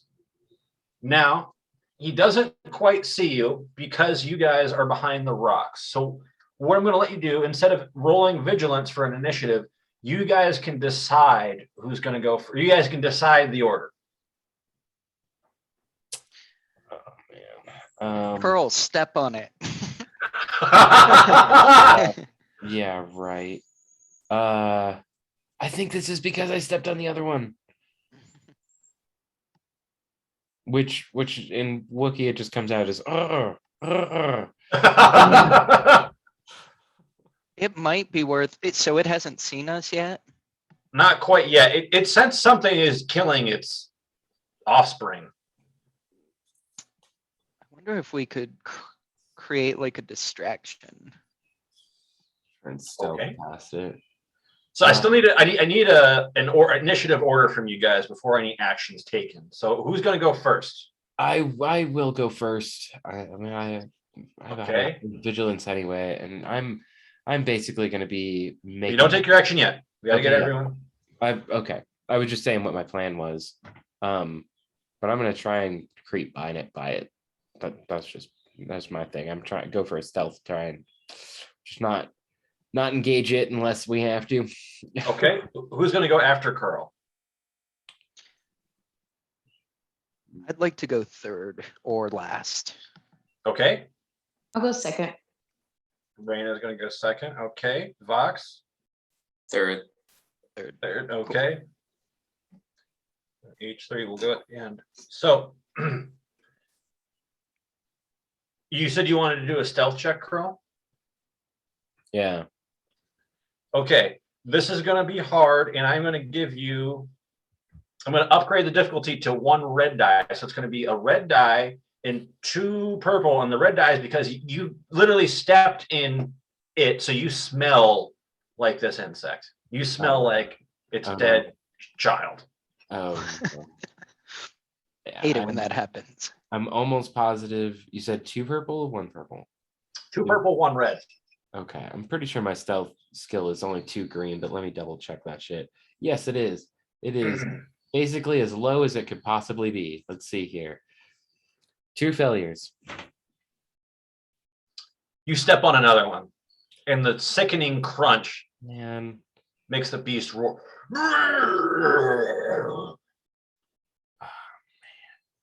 And it turns towards you. Well.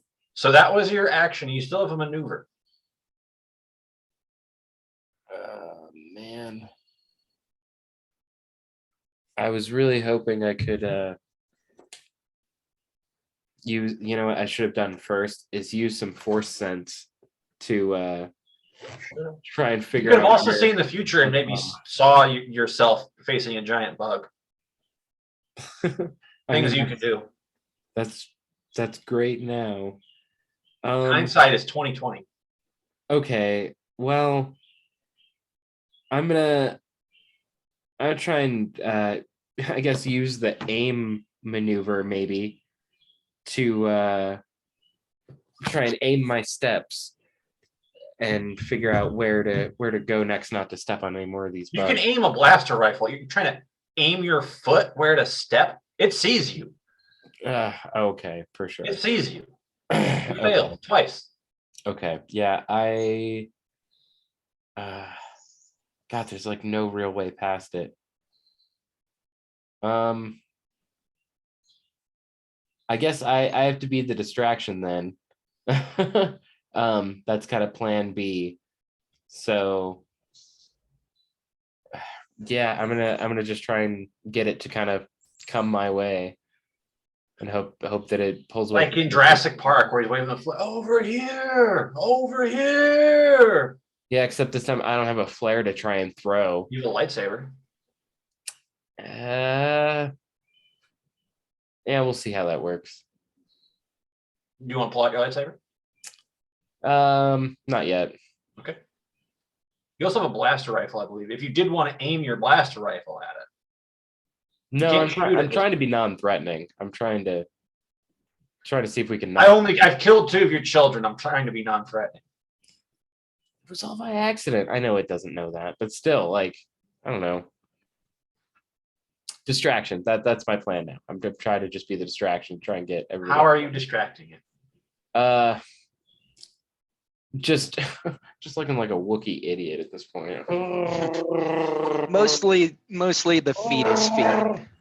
See, I like this because now to this insect, it looks like a live, wiggling, large meal and a side dish just laying there, ready to be eaten right next to you.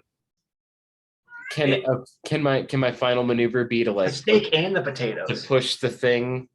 And well, I don't want to make it look at everybody else.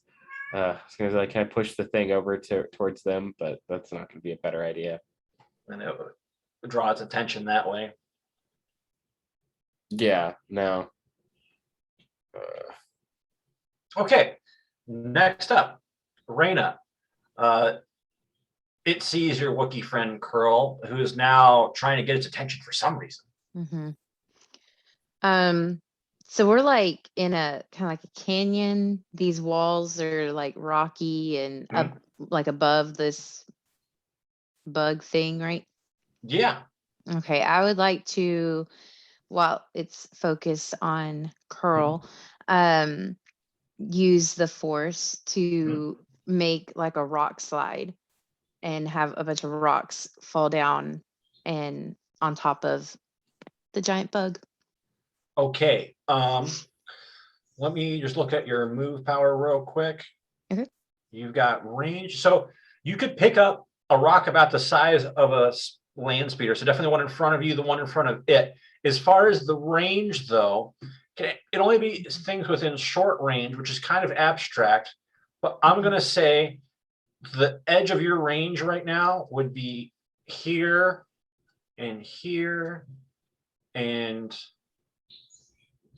okay, that's 1, 2, 3, 4, 5, 6. I'm going to say anything within 6 squares from you. So that wouldn't be quite the walls, but there are quite a bit of rocks to choose from. Okay. Yeah, let me try that big one just right at it. It's like right. So you just want to like pick it up and throw it in its face? Like, yeah, that works. Okay. I mean, I was envisioning maybe more like up over it, crushing up over it, but I don't know. You could lift it up from the ground. You could lift it up and drop it and let gravity take its course on top of it. Yes, I like that. Let's do that. Okay, go ahead and give me a force die roll. Okay. Force dice.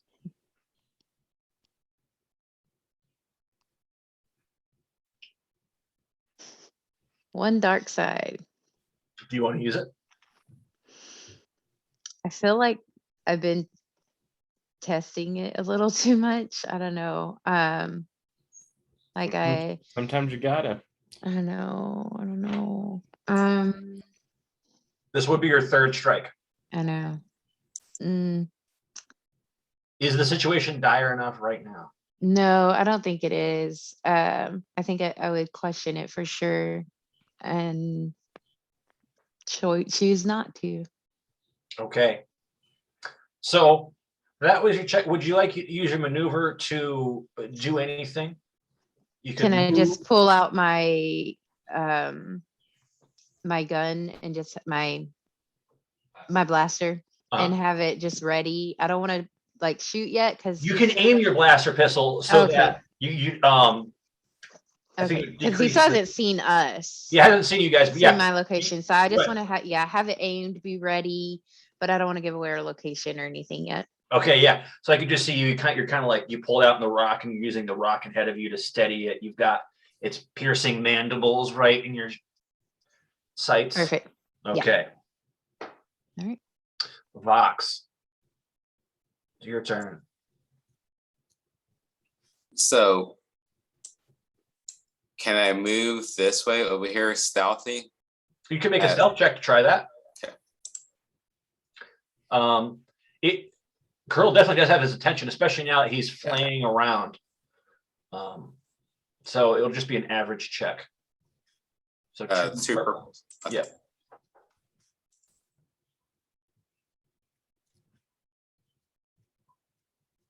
Yeah. It says it came up blank.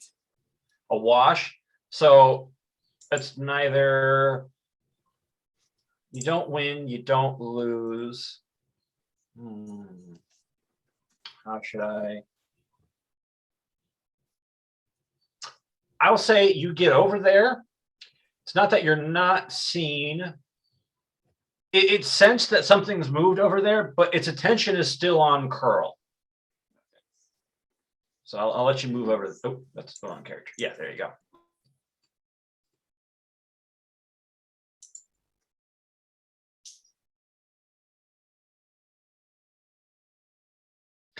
Now, see, this was your action. You still do have a maneuver. So if you maybe, and I'm just throwing out ideas here, use your maneuver because you're now kind of less noticeable behind that rock. Move, I'll just move your token. Something like over here, so you've kind of got a flank on it. You could definitely do something like that if you wanted to. Yeah, I'll be down for that. I wasn't sure. I know in D&D there's a certain amount of walking distance. So yeah, distances in Star Wars a little bit abstract. You can move to the edge of a range band. So with this, I think I was saying 2 squares per maneuver. Mm-hmm. So you were there, you went 1, 2. That was almost behind the rock, so I could give you another 1, 2. Yeah, so you'd be more like here. Okay. So yeah, for right now, just for the sake of it, I'll say every 2 squares, you can use a maneuver. That's how far you can move in a maneuver. And I just want to remind you, Vox, that you do have 2 blaster pistols, an electro staff, and the grappling hook in your wrist. Just a reminder. Okay. H3. A couple questions. Yeah. So right around here, is that like a really small opening? Yeah, you're such a bulky droid. Reyna could probably move through that. You couldn't. And I don't believe it could get through there. No, it could definitely get over that boulder, though. Okay. How high up is that boulder? Would it be able to get you if you were in there? Yeah, that boulder is only about 7 feet. This thing isn't at its full height yet, but where it's kind of standing, loping on all fours is definitely like 12, 13 feet tall. Okay. It's a big boy. Is it just Reyna that has force powers? Curl does as well, and so does Tana, but Tana is out of action, out of commission. Okay, because I'm thinking maybe we can use the force to get Tana out of there. I am not a force user. Is there such a thing as like a sneak attack? To where if I were to like ready an action for this thing to move closer to Curl? You could, well, let's see. You could use your maneuver to aim, which would make give you a boost or decrease the difficulty to shoot it. It's so close, it's only going to be 1 difficulty, and I can't decrease it anymore. So I give you a boost. If you wanted to use both your maneuver and your action, I could give you 2 boosts so that you're lying in wait. Okay, yeah, because what I'm kind of thinking is the way it's going, I don't want to leave Curl completely on his own, but maybe I can kind of pull the attention more this way and help them get into a better position. So my thought is, obviously I'm not stealthy, but I would just like to ready my blaster rifle and shoot this thing.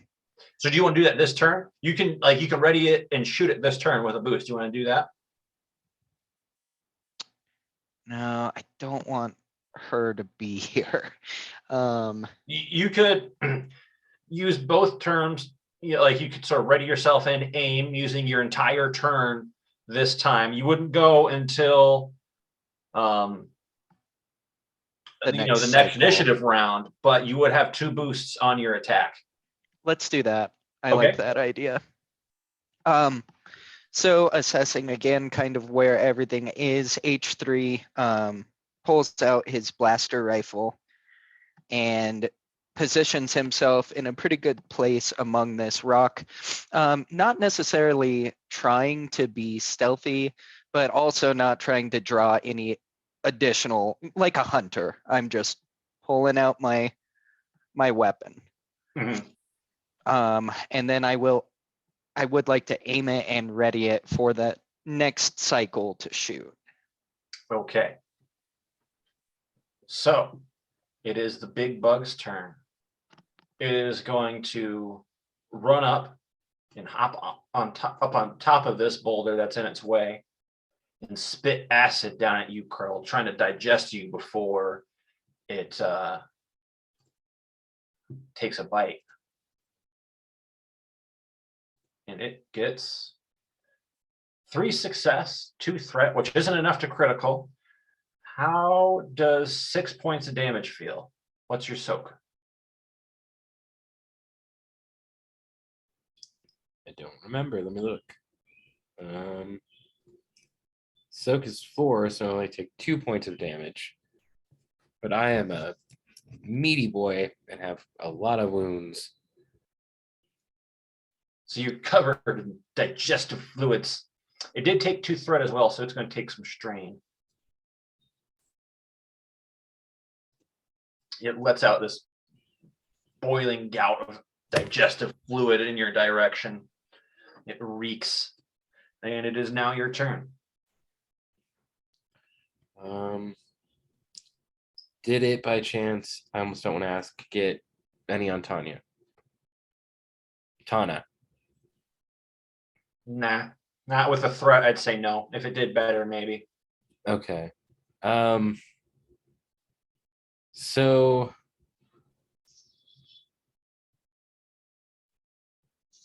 yeah, I don't think it would really work that way. I kind of at this point, how high up in the air is it on the rock? About 7 feet on top of the rock. It's 12 feet tall. Okay. It could, if it wanted to, probably look down and see Reyna in H3, but its attention is focused on you. Yeah. Okay, so I'm not gonna do anything right now. I'm readying most of my movement and action for it pouncing on me. Mm-hmm. And then I'm gonna try and use the saber. Then it's gonna be like that one kind of move would grab the saber and put it up and try and cut through it as it like jumps at me, kind of thing, So I'll let you use a maneuver to ready your saber. Would you like to use your action for anything? Maybe you could kick Tana out of the way. Now might be a good time if you're still going to stand there. Yeah, so I definitely get my saber kind of ready for this, and then move her away out of striking distance a little bit. Just take the foot and push her away a couple of feet, and then kind of just wait for the bug to pounce on me and try and make a move to counterattack. Okay, you push her out of the way. You've reached under the beard. You've got the saber ready. You're just sort of waiting for this big monstrosity to come down. Reyna, it is your turn now. You've got your blaster pistol trained on this beast. What would you like to do? Yeah, especially after seeing it vomit all over my friend.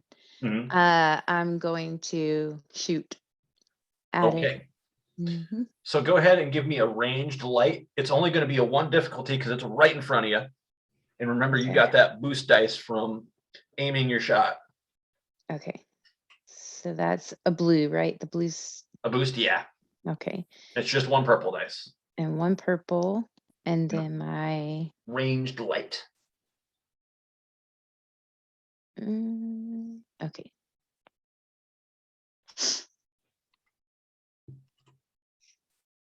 Ooh, 3 successes and 3 advantages. Okay. So if you go to, let me pull up your character sheet. How much damage does your blaster pistol do? Let's see. It 5. Okay. And it's got a critical rating of 4 advantage. How many success and advantage did you get again? 3 and 3 of each. Okay. So you got 3 advantage of the 4 advantages you need for critical, and I'll let that success be an extra one. So go ahead and roll a D100 for me. Okay. You do it on the row 20, right? Yeah. D100. 29. Okay, Curl, what is that? You've got it handy. A discouraging wound, which we might have to figure out how to do this. Flip 1 light side destiny point to a dark side destiny point. Reverse if NPC.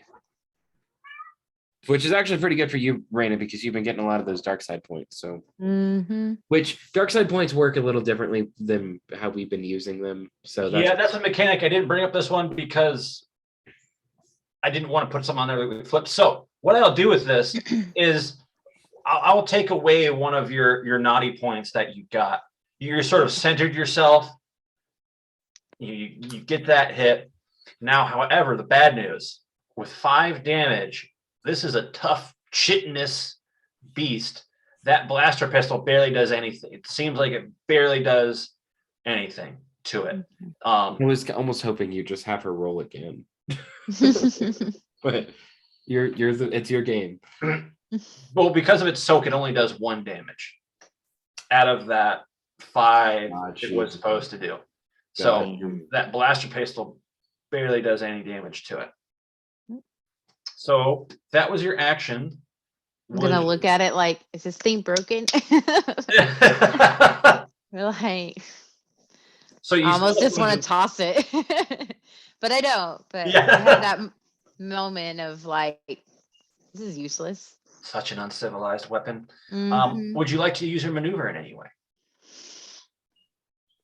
I don't know. So we could only move.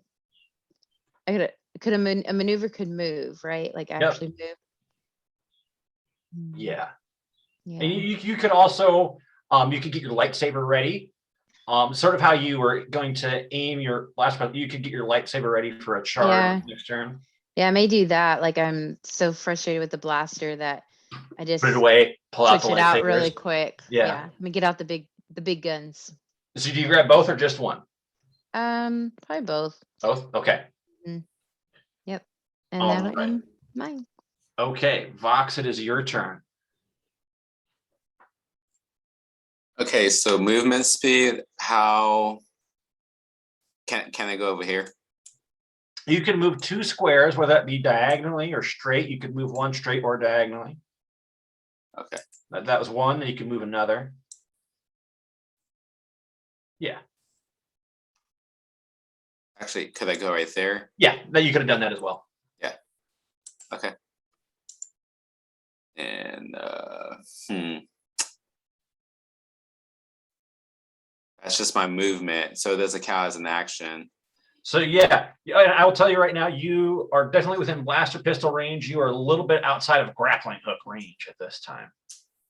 Okay. You can also take a second maneuver if you wanted to move even closer behind it. I do, yes. So yeah, go ahead and move two more. Okay.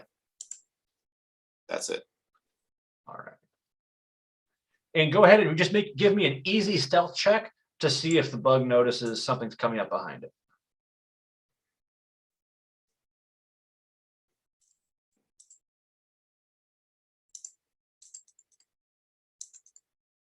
The easy is 2 purples, right? Easy is just 1. Oh, just kidding. 3 successes and 2 advantages. Oh yeah, you are like the knight. Would you like to use your advantage in any way? You had 2 advantages, right? You 2, yes. You could get a. So I could use another movement, right? A maneuver, yeah. So you already did 2 because you didn't take an action. You already took your 2. But I thought with 2 advantages, it gives me an extra movement. But you already took 2 maneuvers, and there's a max of 2. Yeah, Oh, if you don't okay. already have, yeah. Okay. Because that's that, yeah. A free maneuver that does not exceed the 2 maneuver per turn. Oh, okay. So what else can I do with my advantages? I'm trying to get closer. Is what I'm trying to do. You could give boosts to someone else in the initiative order. I would also let you, now that you've sort of seen the back of the creature, you could use those boosts. You could, save those as 2 boosts for you next turn should you want to grapple it or shoot at it. Yeah, I'll save it then. Okay. Yeah, that'll be it. Okay. H3, it is your turn. It did not charge at Curl like you thought, but you are still prepared to take the shot if you want to take it. Yes, it went more up than out. But that is fine. I will still take the shot. Okay. So that's going to... Blaster rifles are ranged light still, right? Heavy. Right, ranged heavy? Okay. Yeah, it's going to be your ranged heavy, and you get 2 boost dice. Okay. Any disadvantage? Just 1 purple. 1 purple. Okay. 2, 2. I think unless it just depends on the rifle. Like there's some light rifles. Mine there says are. heavy. Yeah, and carbines are light. So I got 3 advantages. Okay, so you don't quite hit the beast. Would you like to use your advantage in some way? You could use it to take an additional maneuver or give someone boosts. Could the advantage be used if I didn't hit the beast? Could I perhaps have hit the rock and maybe disrupted its stance a little bit? I like that. Yeah, it is not so stable on there. It probably can't. It's like clawing to keep its footing. It can't take the jump it wanted to onto Curl now. Cool. Yes, I will do that. And you still have a maneuver if you want to use that. Yeah. Okay. Because with the two advantages, you can add a setback die to the targeted character's next check, or add a boost to. That's what I was doing with that. I used the 2 to. That's what I was talking about when it had lost its footing. Yeah. Hell Cool. yeah. Okay. Just quickly on that blaster rifle, it has a special of stun setting. Is that just non-lethal damage? Yeah. Okay. It does strain damage instead of wounds. Gotcha. Okay. I would like to take a maneuver, so that's 2 squares if I wanted to move.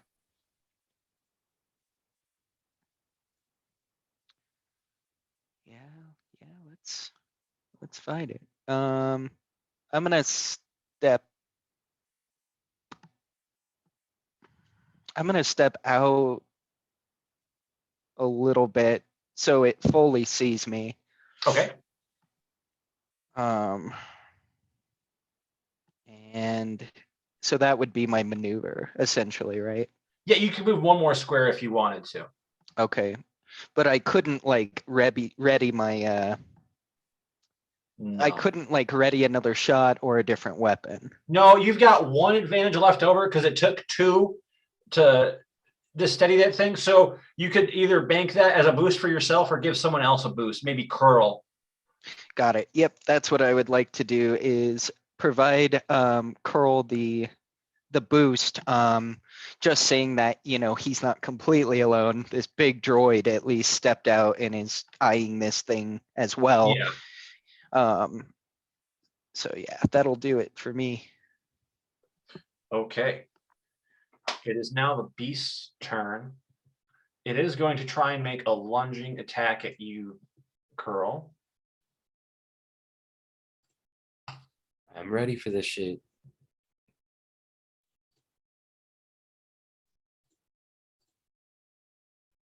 Oof. It got 1 failure and 2 threats. So it went to sort of jump, and then because H3 had made it lost its footing, it kind of tumbles and goes down to on its forearms right in front of you. Not the maneuver it wanted to make. Do I get to make an attack at it? On your turn. Well, because I had held my action. I didn't do anything my last turn because I was waiting for it to jump at me. I can still do it on my turn, that's fine. But I was just curious because that's what I thought was going to happen. You don't get attack of opportunities here. Okay. I would just yeah. That's fine. It is within striking distance of you now, and now it is your turn. Oh, for sure. I didn't realize I go next. Okay, yeah. I'm going at it with my lightsaber. All right. So this is easy, and I will give you an advantage a boost, as it is sort of off kilter. Okay. Does he get the additional boost from me giving him Yes. that one? Good call. Good call. Okay, cool. So I get 2 or You get 2 boosts, yeah. dope. Okay. No triumph's gonna happen, but this should be a good roll. It can't be a bad roll. That's not true. It could be. 1 success, but 4 advantages. Could I use some of those advantages to? What does your lightsaber crit on? It might crit on 4. Let's see here. Basic lightsaber crits on 2. So that is 2, and it's got a breach of 1 and sunder. Okay, so you are going to negate 1 point of its armor, so you would do 3 damage to it, and you can use 2 of those advantages to make a critical attack and roll a d100, and then you still have 2 advantages left over. Okay. Okay, so I make another attack and then roll on the critical chart. That's what I thought I heard. I'm sorry. I was reading. No, you already made your attack. Okay. You're going to do 3 damage to it, and you roll on the critical. Roll for a critical. Okay. That's a D8. Do fucking drop one. 70. Ooh, what's that? Scattered senses. The target removes all boosts from skill checks until the end of the encounter. Okay. These are character critical. So like that, I think you hit an antenna with that. Okay. One of its antenna goes flying. So you still have your maneuver, and you still have 2 advantage if you wanted to take 2 maneuvers. Okay. And I can't attack with the maneuver. I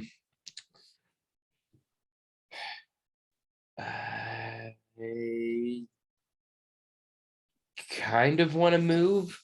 I just want to get myself a little bit out of that corner. And I've got H3 kind of there backing me up a little bit. So I'm literally just moving back and then over. Okay. And that's 1 maneuver, and you can use those advantages if you wanted to recover 2 strain. Yeah, that's what I'm going to do. Yeah, feeling a little back to normal there. Okay. Raina, it is now your turn.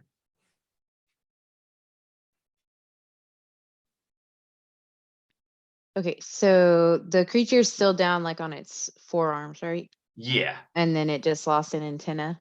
Yep. Okay, and so let's see. On my last move, I readied my lightsabers. Would I be able to, I don't know if it's too much movement in one thing, but basically go on top of the rock that I'm on and do like a leap off of it toward. Okay, so because you are engaged with the rock, as it were, and that's an object, you can use an incidental or a free action to kind of hop on top of it.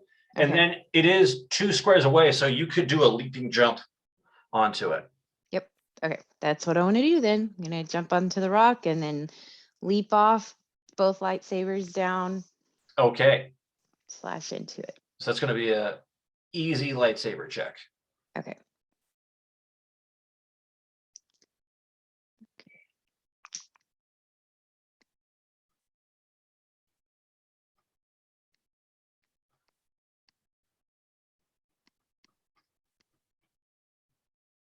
All right, 4 successes, 1 advantage. Okay. So you're able to hit with both lightsabers. How much damage does that do? Add them together. It would be 12 then, because there's 6 each. All right. It howls in pain as you sink both lightsabers in. I have to imagine you kind of like stab them both in and you're hanging into it with it. Mm-hmm. How would you like to use that advantage?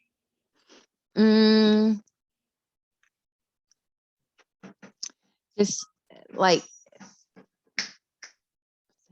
so as I dig in, then can I like use the advantage to drag it all the way down so that I firmly land on my feet? Yeah, I'll totally allow that. Okay.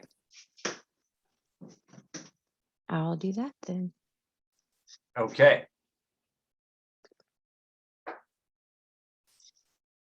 And I don't have any other movement or anything after that. Use your move. Right? Yeah, no. Yeah, you're all okay. Yeah. You're all done this turn. All right. All right, Vox, it is your turn. Can I use my grapple yet? Or do I need to get closer? Because if you could use your maneuver to get close enough, yeah, you could move too closer to it. That's and then you'd be close enough. That's Raina. Well, she moved herself. Okay. Yeah. So right there, I can use my grappling hook to go up to his head at least. Yeah. So what do you want to do with it? Do you want to like pull back an arm so it can't move? Pull one of its legs. I want to pull myself up on him. Ooh. Yeah. I like that. So that's still going to be a ranged light to get it on there, but then yeah, you could use it to pull yourself up onto it. Okay, so I need a 2 yellows, 1 green. And this will be an average one since you are a little bit further away with what you're trying to do. So it's going to be 2 purple.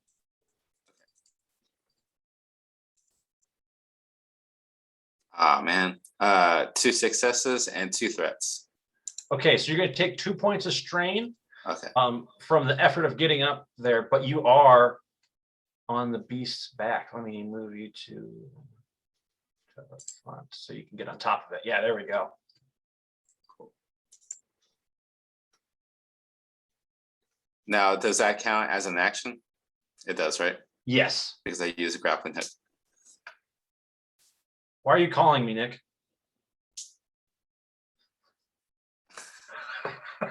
Sorry. Yeah. I have no idea. I don't know what the hell just happened, dude. I'm sorry. I'm right here. Okay, yeah. And I had 2 advantages too from last turn. So yeah, you do have another maneuver. I was gonna say you use your maneuver to get close enough, you use your action to grapple it, but now you could use those 2 more if you wanted an extra maneuver. What can I do with that? Nick? I got 2 advantages. What can I do with my 2 advantages? So I will tell you right now while he's looking up, you could make a setback on its next check, so it'd be harder to do that. Or you could give a boost dice to any character. It would probably be H3 since he's going to go next. Or I might do a disadvantage on the creature. Okay. Yeah. Especially because I'm on him and so is Raina. Yeah. Just in case he wants to. Raina is now down on the ground. She slid down. Oh, okay. Okay. Do you want for me. Do you want the quick list? Yeah, just read it to us. I did, but I forgot about the disadvantages, but yeah. Aim, assist, guard stance, interact with environment, manage gear, mount or dismount, move, drop prone, stand from prone, or preparation. So okay. I think that probably the disadvantage, probably what for right now. Yeah. Okay. H3. Now your turn. So a lot of pretty cool stuff has happened since boldly stepping out in front of this thing. How's it looking? Is it looking hurt? A little bit. It's a pretty big insect. How is Curl looking? He's not that hurt. The acid didn't do too much.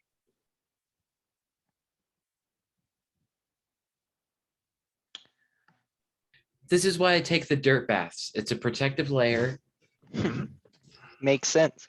The acid didn't penetrate through the dreads. So the issue here is I just don't do much damage. That blast rifle does 9 damage. Yeah, but 5 didn't do jack diddly to it. Well, okay. Remember, its soak is 4, so Right. you would actually do 5 damage to it, like an unarmored person taking a blaster pistol. Reina's blaster pistol didn't do too much because it doesn't do that much damage. Okay. Also, H3, because you are a droid, I would let you spend your maneuver to examine the creature, look for like a weak spot on it, kind of search your memory banks, be like, oh, This thing. right, if I shoot it in the testicles, which are located in the chest, then it will do more damage. That's hypothetical. I'm not saying its testicles are in its chest. We'll figure out where they are if you do that check and want to know. I am kind of curious. I want to get her out of the line of fire, but I think the two of us standing in front of it are gonna do okay, especially with everything going on with it. Mhm. So I think, yeah, I think that's a fine move. What would you have me roll for it? To examine it? Skills real quick. Medicine. No, there's straight up education, which would work. I feel like there was something for Xenealogy. Xenealogy. Thank you. That's the one I was looking for. It's like Okay. the very last skill in that. Yeah. education. Got it. Yeah, I'll do that. Are there any disadvantages to it? It would be an average, so it'd be 2 purple. You kind of got to dig in your own memory banks for it. Okay. 2, 4. Nope. And yeah, I have no boost. Okay. I will say normally this would be an action, but I'm letting you use it as a maneuver because I'm a cool guy. You were super cool guy. Oof. Not great. 4 advantages, 1 failure. Okay.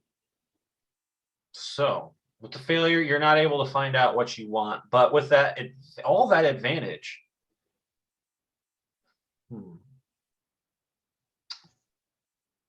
I will give you some boosts on whatever action you want to take. I don't think you've taken any strain, so I can't give that back to you. Right. Okay, I see. So you would have typically made that my action. Yes. Okay. But I made that a maneuver. Maneuver. Okay. So I could still. You could still fire at it. Yeah. All right. You're kind of like looking like, where do I fire? It was almost like you were taking an aim action, right? Because Right. you were trying to figure out where you should aim. You're like, I don't fucking know. Shoot. That makes sense. All right. Let me go ahead and shoot it. Yeah, ranged heavy for me, and it's gonna be easy. And I will let you get 2 boosts from all that advantage. And you do have an extra maneuver if you wanted to move again after this. Okay. You got 4 advantage. With the 2 boosts and the 2 that my ranged heavy does, I got 4 advantages. So what? That's you didn't get any success? No success, just 4 advantages. So how about with this we distribute this advantage to the party. Everyone gets a boost. Everybody, I'm giving that. You get a boost, and you get a boost, and you get a boost. Essentially, I'm like, I know there's somewhere weak on it. That's all. There's a weak spot somewhere on this beast. Oh yeah, I'll find it. All right, and you still have an extra maneuver if you wanted to use that. I'm gonna just take 1 step back as I'm doing this. All right. Okay. You have moved out of swiping range. The monster can't quite get Vox, which is behind its back, but it is going to take a swipe at Curl. Let me add that disadvantage.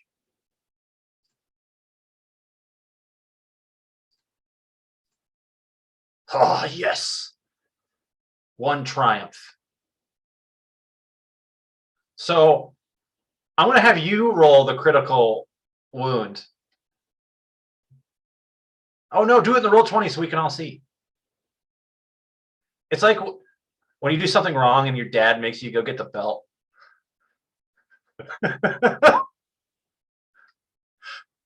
You've got to get the whip and switch. Okay, what's really bad and kind of fucked about Star Wars Critical Wounds 2, the higher you roll, the worse it is. You guys have been rolling real low all night, so I roll a goddamn 84. Let's see what the fuck happens to me.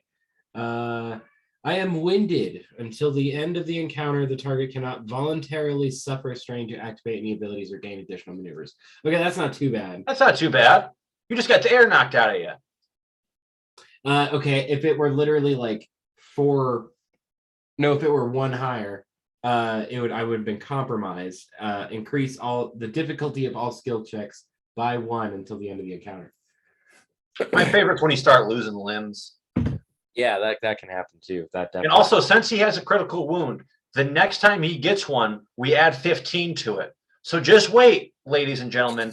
We might be seeing some Wookiee limbs flying. I'm going to try and get there. I'm doing it for you, audience. You do take 7 points of damage from that. Oh, geez. What is my soak? I think my soak is okay. No, my soak's not. My wound is good. You said how many points? 7? 7. Okay. Now, I will remind you, Curl, there is a special ability about Wookiees when they get damaged. It is your turn next. I'm going to pull up your character sheet about that. Uncanny reaction? No. Hold on. Let me pull up your species. Okay. Rage is when wounded. When a Wookiee has suffered any wounds, that's right. He deals 1 damage to brawl and melee attacks. I will add lightsaber for that as well. If you're critically injured, you add 2. So he goes into a Wookiee rage. Okay. Let us hear it. Cool. Can we hear that Wookiee rage? Yeah, that's a good one. It is now your turn. I had to go deep down for that one, just for you guys. Okay, yeah, I am making swipes at it with my lightsaber. I'll even like get closer a little bit, maybe try and find this weak spot the droid's talking about, and I'm taking like they're like stabbing motions. I'm not even like really swiping at it anymore. It's just like stabbing to kill. So go ahead and give me that lightsaber check. It's going to be easy, and don't forget the boost that Hex gave to everybody. H3X. Sweet. Yeah, it's almost hard not to do that. 1 success and 4 advantages. Okay. And you critical on a 2, right? Yep. Okay, so go ahead and roll a critical for that. You can use your dice if you want to. I forgot about the Roll20. I'll do that. I think we already rolled a 71. Add 15 though. Add 15 because it already has one. Okay. So we 86. We are up to 86. Oh, okay. Yep, that's compromised. Increase difficulty of all skill checks by 1 till the end of the encounter. So you dig your lightsaber into its chitinous chest, and you seem to hit some sort of tendon that's connecting everything. Its movement is becoming strange and compromised, if you will. So that was 2. How do you want to use the other 2 advantage? Throw away. Can I throw a disadvantage on it and then save a boost for my next round? Yeah. Just kind of split it up between myself and the monster. Okay. Sure. You get another boost, it'll get a disadvantage when it tries to do something. Raina, it is your turn. You just slid down this monster, your lightsabers. You got to go at it again? Oh, yeah. So I just went down. So I feel like I'm in kind of like a crouching type position. Crouching tiger position? Mm-hmm. And I'm smaller than this creature anyway. So I feel like I have a good vantage point. I don't have any advantages or anything, but I just feel like I have a good vantage point that maybe I could see like where I think would be a weak spot anyway. And so then I'm gonna jam Okay. upward with both lightsabers. Hey, you came down, coming And back up with them. Mhm. All right. Yep. Yeah. Give us an easy lightsaber check and then add your boost die. All right.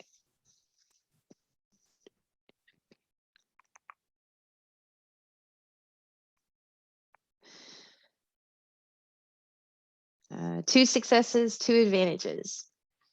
Okay. So you do another critical wound to this thing. Yes. So roll a D100 and add 30. Let's see if we can chop off an arm. Woo. All right, D100. 71 Plus 30 30. is 101. What do we get? I guess I should have this pulled out too.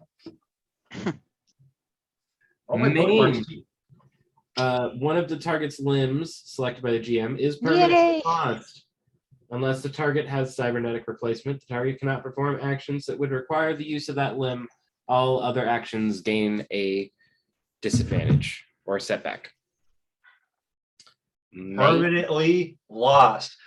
So you come down, you come back up to the 2, and then the left arm just falls off and it howls in an insectoid pain. This thing is looking. What? What's great about that one, you needed exactly 101 to get made. I know.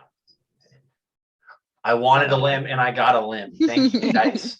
Okay, I do have bad news for you, though. You do take 2 wounds from the acid spraying out, and it ignores your soak. You just take 2 straight wounds. I mean, you're getting acid straight in the face, but the thrill of victory of just chopping that off feels sweet. In the face? Yeah. Really? Gross. Well, I mean, it gets on your chest too, but I mean, it's on the face as well.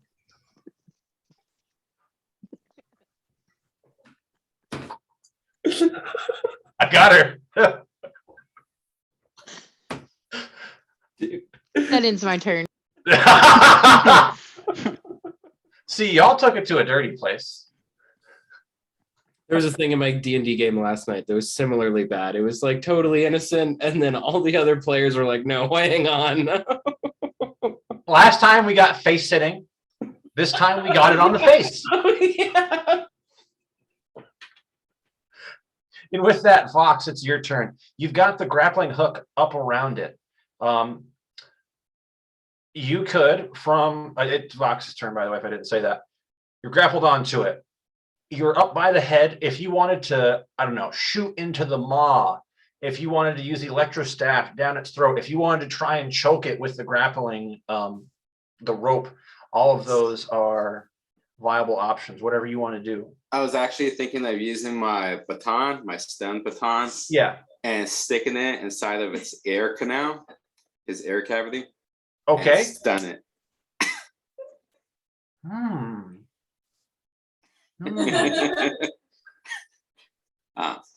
You broke a curl. Yeah, go ahead. That will be an easy melee check, and don't forget your boost. Okay, easy melee check.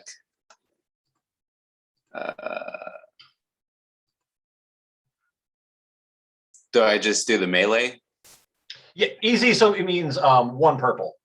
So 1 purple. Okay. Your melee, which is 2 yellow and a green, and don't forget your boost dice. Okay, so 2 yellow, green, 1 purple. Yep. And then what else? You had your melee, the 1 purple, the 1 blue boost die, right? You already got that? Blue dice. Okay.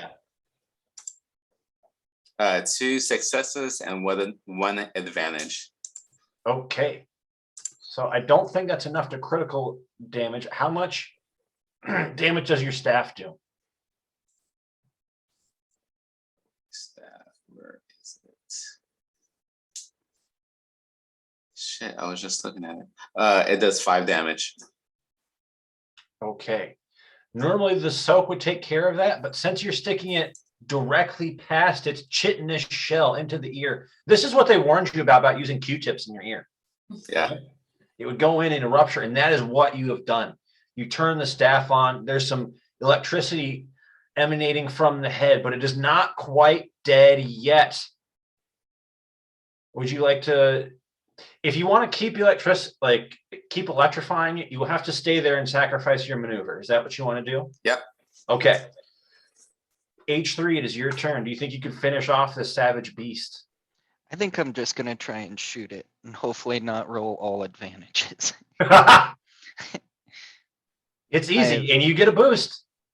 I have regained my composure a little bit after looking around, and then the arm fell off, and in my head I'm thinking maybe that was it. Maybe just taking the entire limb off was. Maybe that was it. Yeah, maybe that's what I was thinking about.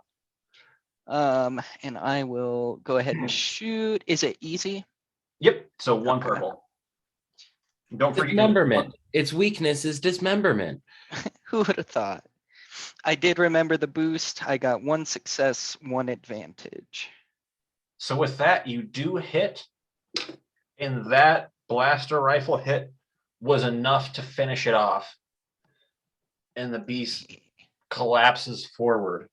Who is in front of it? That's Curl. Yeah, it was me.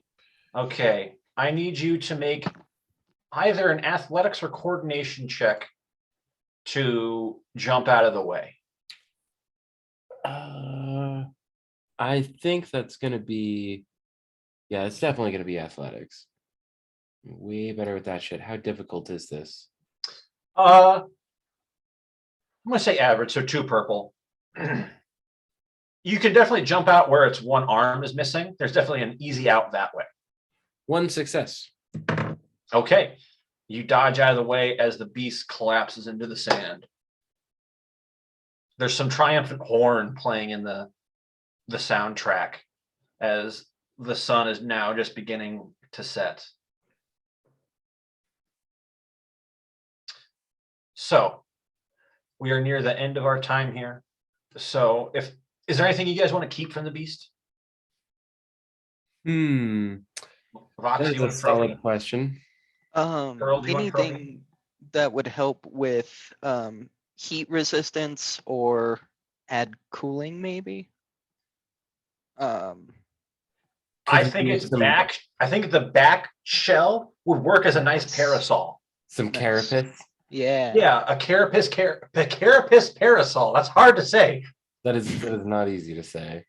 Are an antenna salvageable? Would that make for a cool like tie-in? Yeah, you cut one off. Heck yeah. Take that antenna you cut off. Raina, do you want the arm you cut off? It's about as big as you. No, I don't want to lug it around. I'm so disgusted at the moment. I like to imagine you're using your move force power to push all of the acid off of you. Slime it off, yes. Why do your characters always get dirty? Why do your characters always get covered in stuff? No comment. Vox, do you want a trophy from this? Nah, not from this one. Okay. Not worthy. Yeah. I don't know. I feel like I stared it down. I'm definitely taking something. Yeah, it hurt you. You hurt it. Okay. So I'm just going to move you guys over to the other page to show you where we wrap up. I'm not going to drop your tokens on it. So you move to the valley just south of here. You guys would be entering. Oh, where's my free hand? Yeah, there we go. Right there in the upper left-hand corner. You do notice there is a structure up on a hill, a small abandoned hut. You could take cover there. There's also sort of the cellar for this place. So you'll notice there's like a small structure just on that left-hand side of the map, kind of built into the cliff. And there is a lake of fresh water if you did want to clean up, Raina. Which shelter do you guys want to go into for the night? They are both abandoned and long abandoned. You do see tracks going through this path. They don't look, I'll give this to you, Vox, because you're an expert tracker. They don't look recent in the past couple of days, but maybe in the past week, something has been through here. I'd say wherever's closest, but we probably hit the water hole first. All right, freshen up, at least with some water, and then. Totally. Yeah, you guys definitely there. Fill the canteens. Brandon can wash off. I'm going to highlight in pink. Do you guys want to pick structure number 1 or structure number 2 on the hill? Structure number 1's kind of hidden away. Structure number 2 is more furnished. There's actually like beds and whatnot. This has been long abandoned, but the one on the hill also does give you a vantage of the sort of surrounding landscape. Surrounding landscape. I'd probably vote for the second one. Might be a little further away, but like the vantage point would be really nice. Mm-hmm. Okay. So you guys make camp in this abandoned structure for the night, and that is where we will pick up next time with the third and probably final installment of our small Force and Destiny adventure. Thank you guys so much for playing tonight. I will hopefully see everyone next week, and we will wrap this up. Sounds good. Thank you. Well, yeah, dude, just an awesome game. hell yeah. Any questions before we leave? No. Okay. Everyone good for next week? Sweet. Well, see you guys then. See you then. Bye. Bye.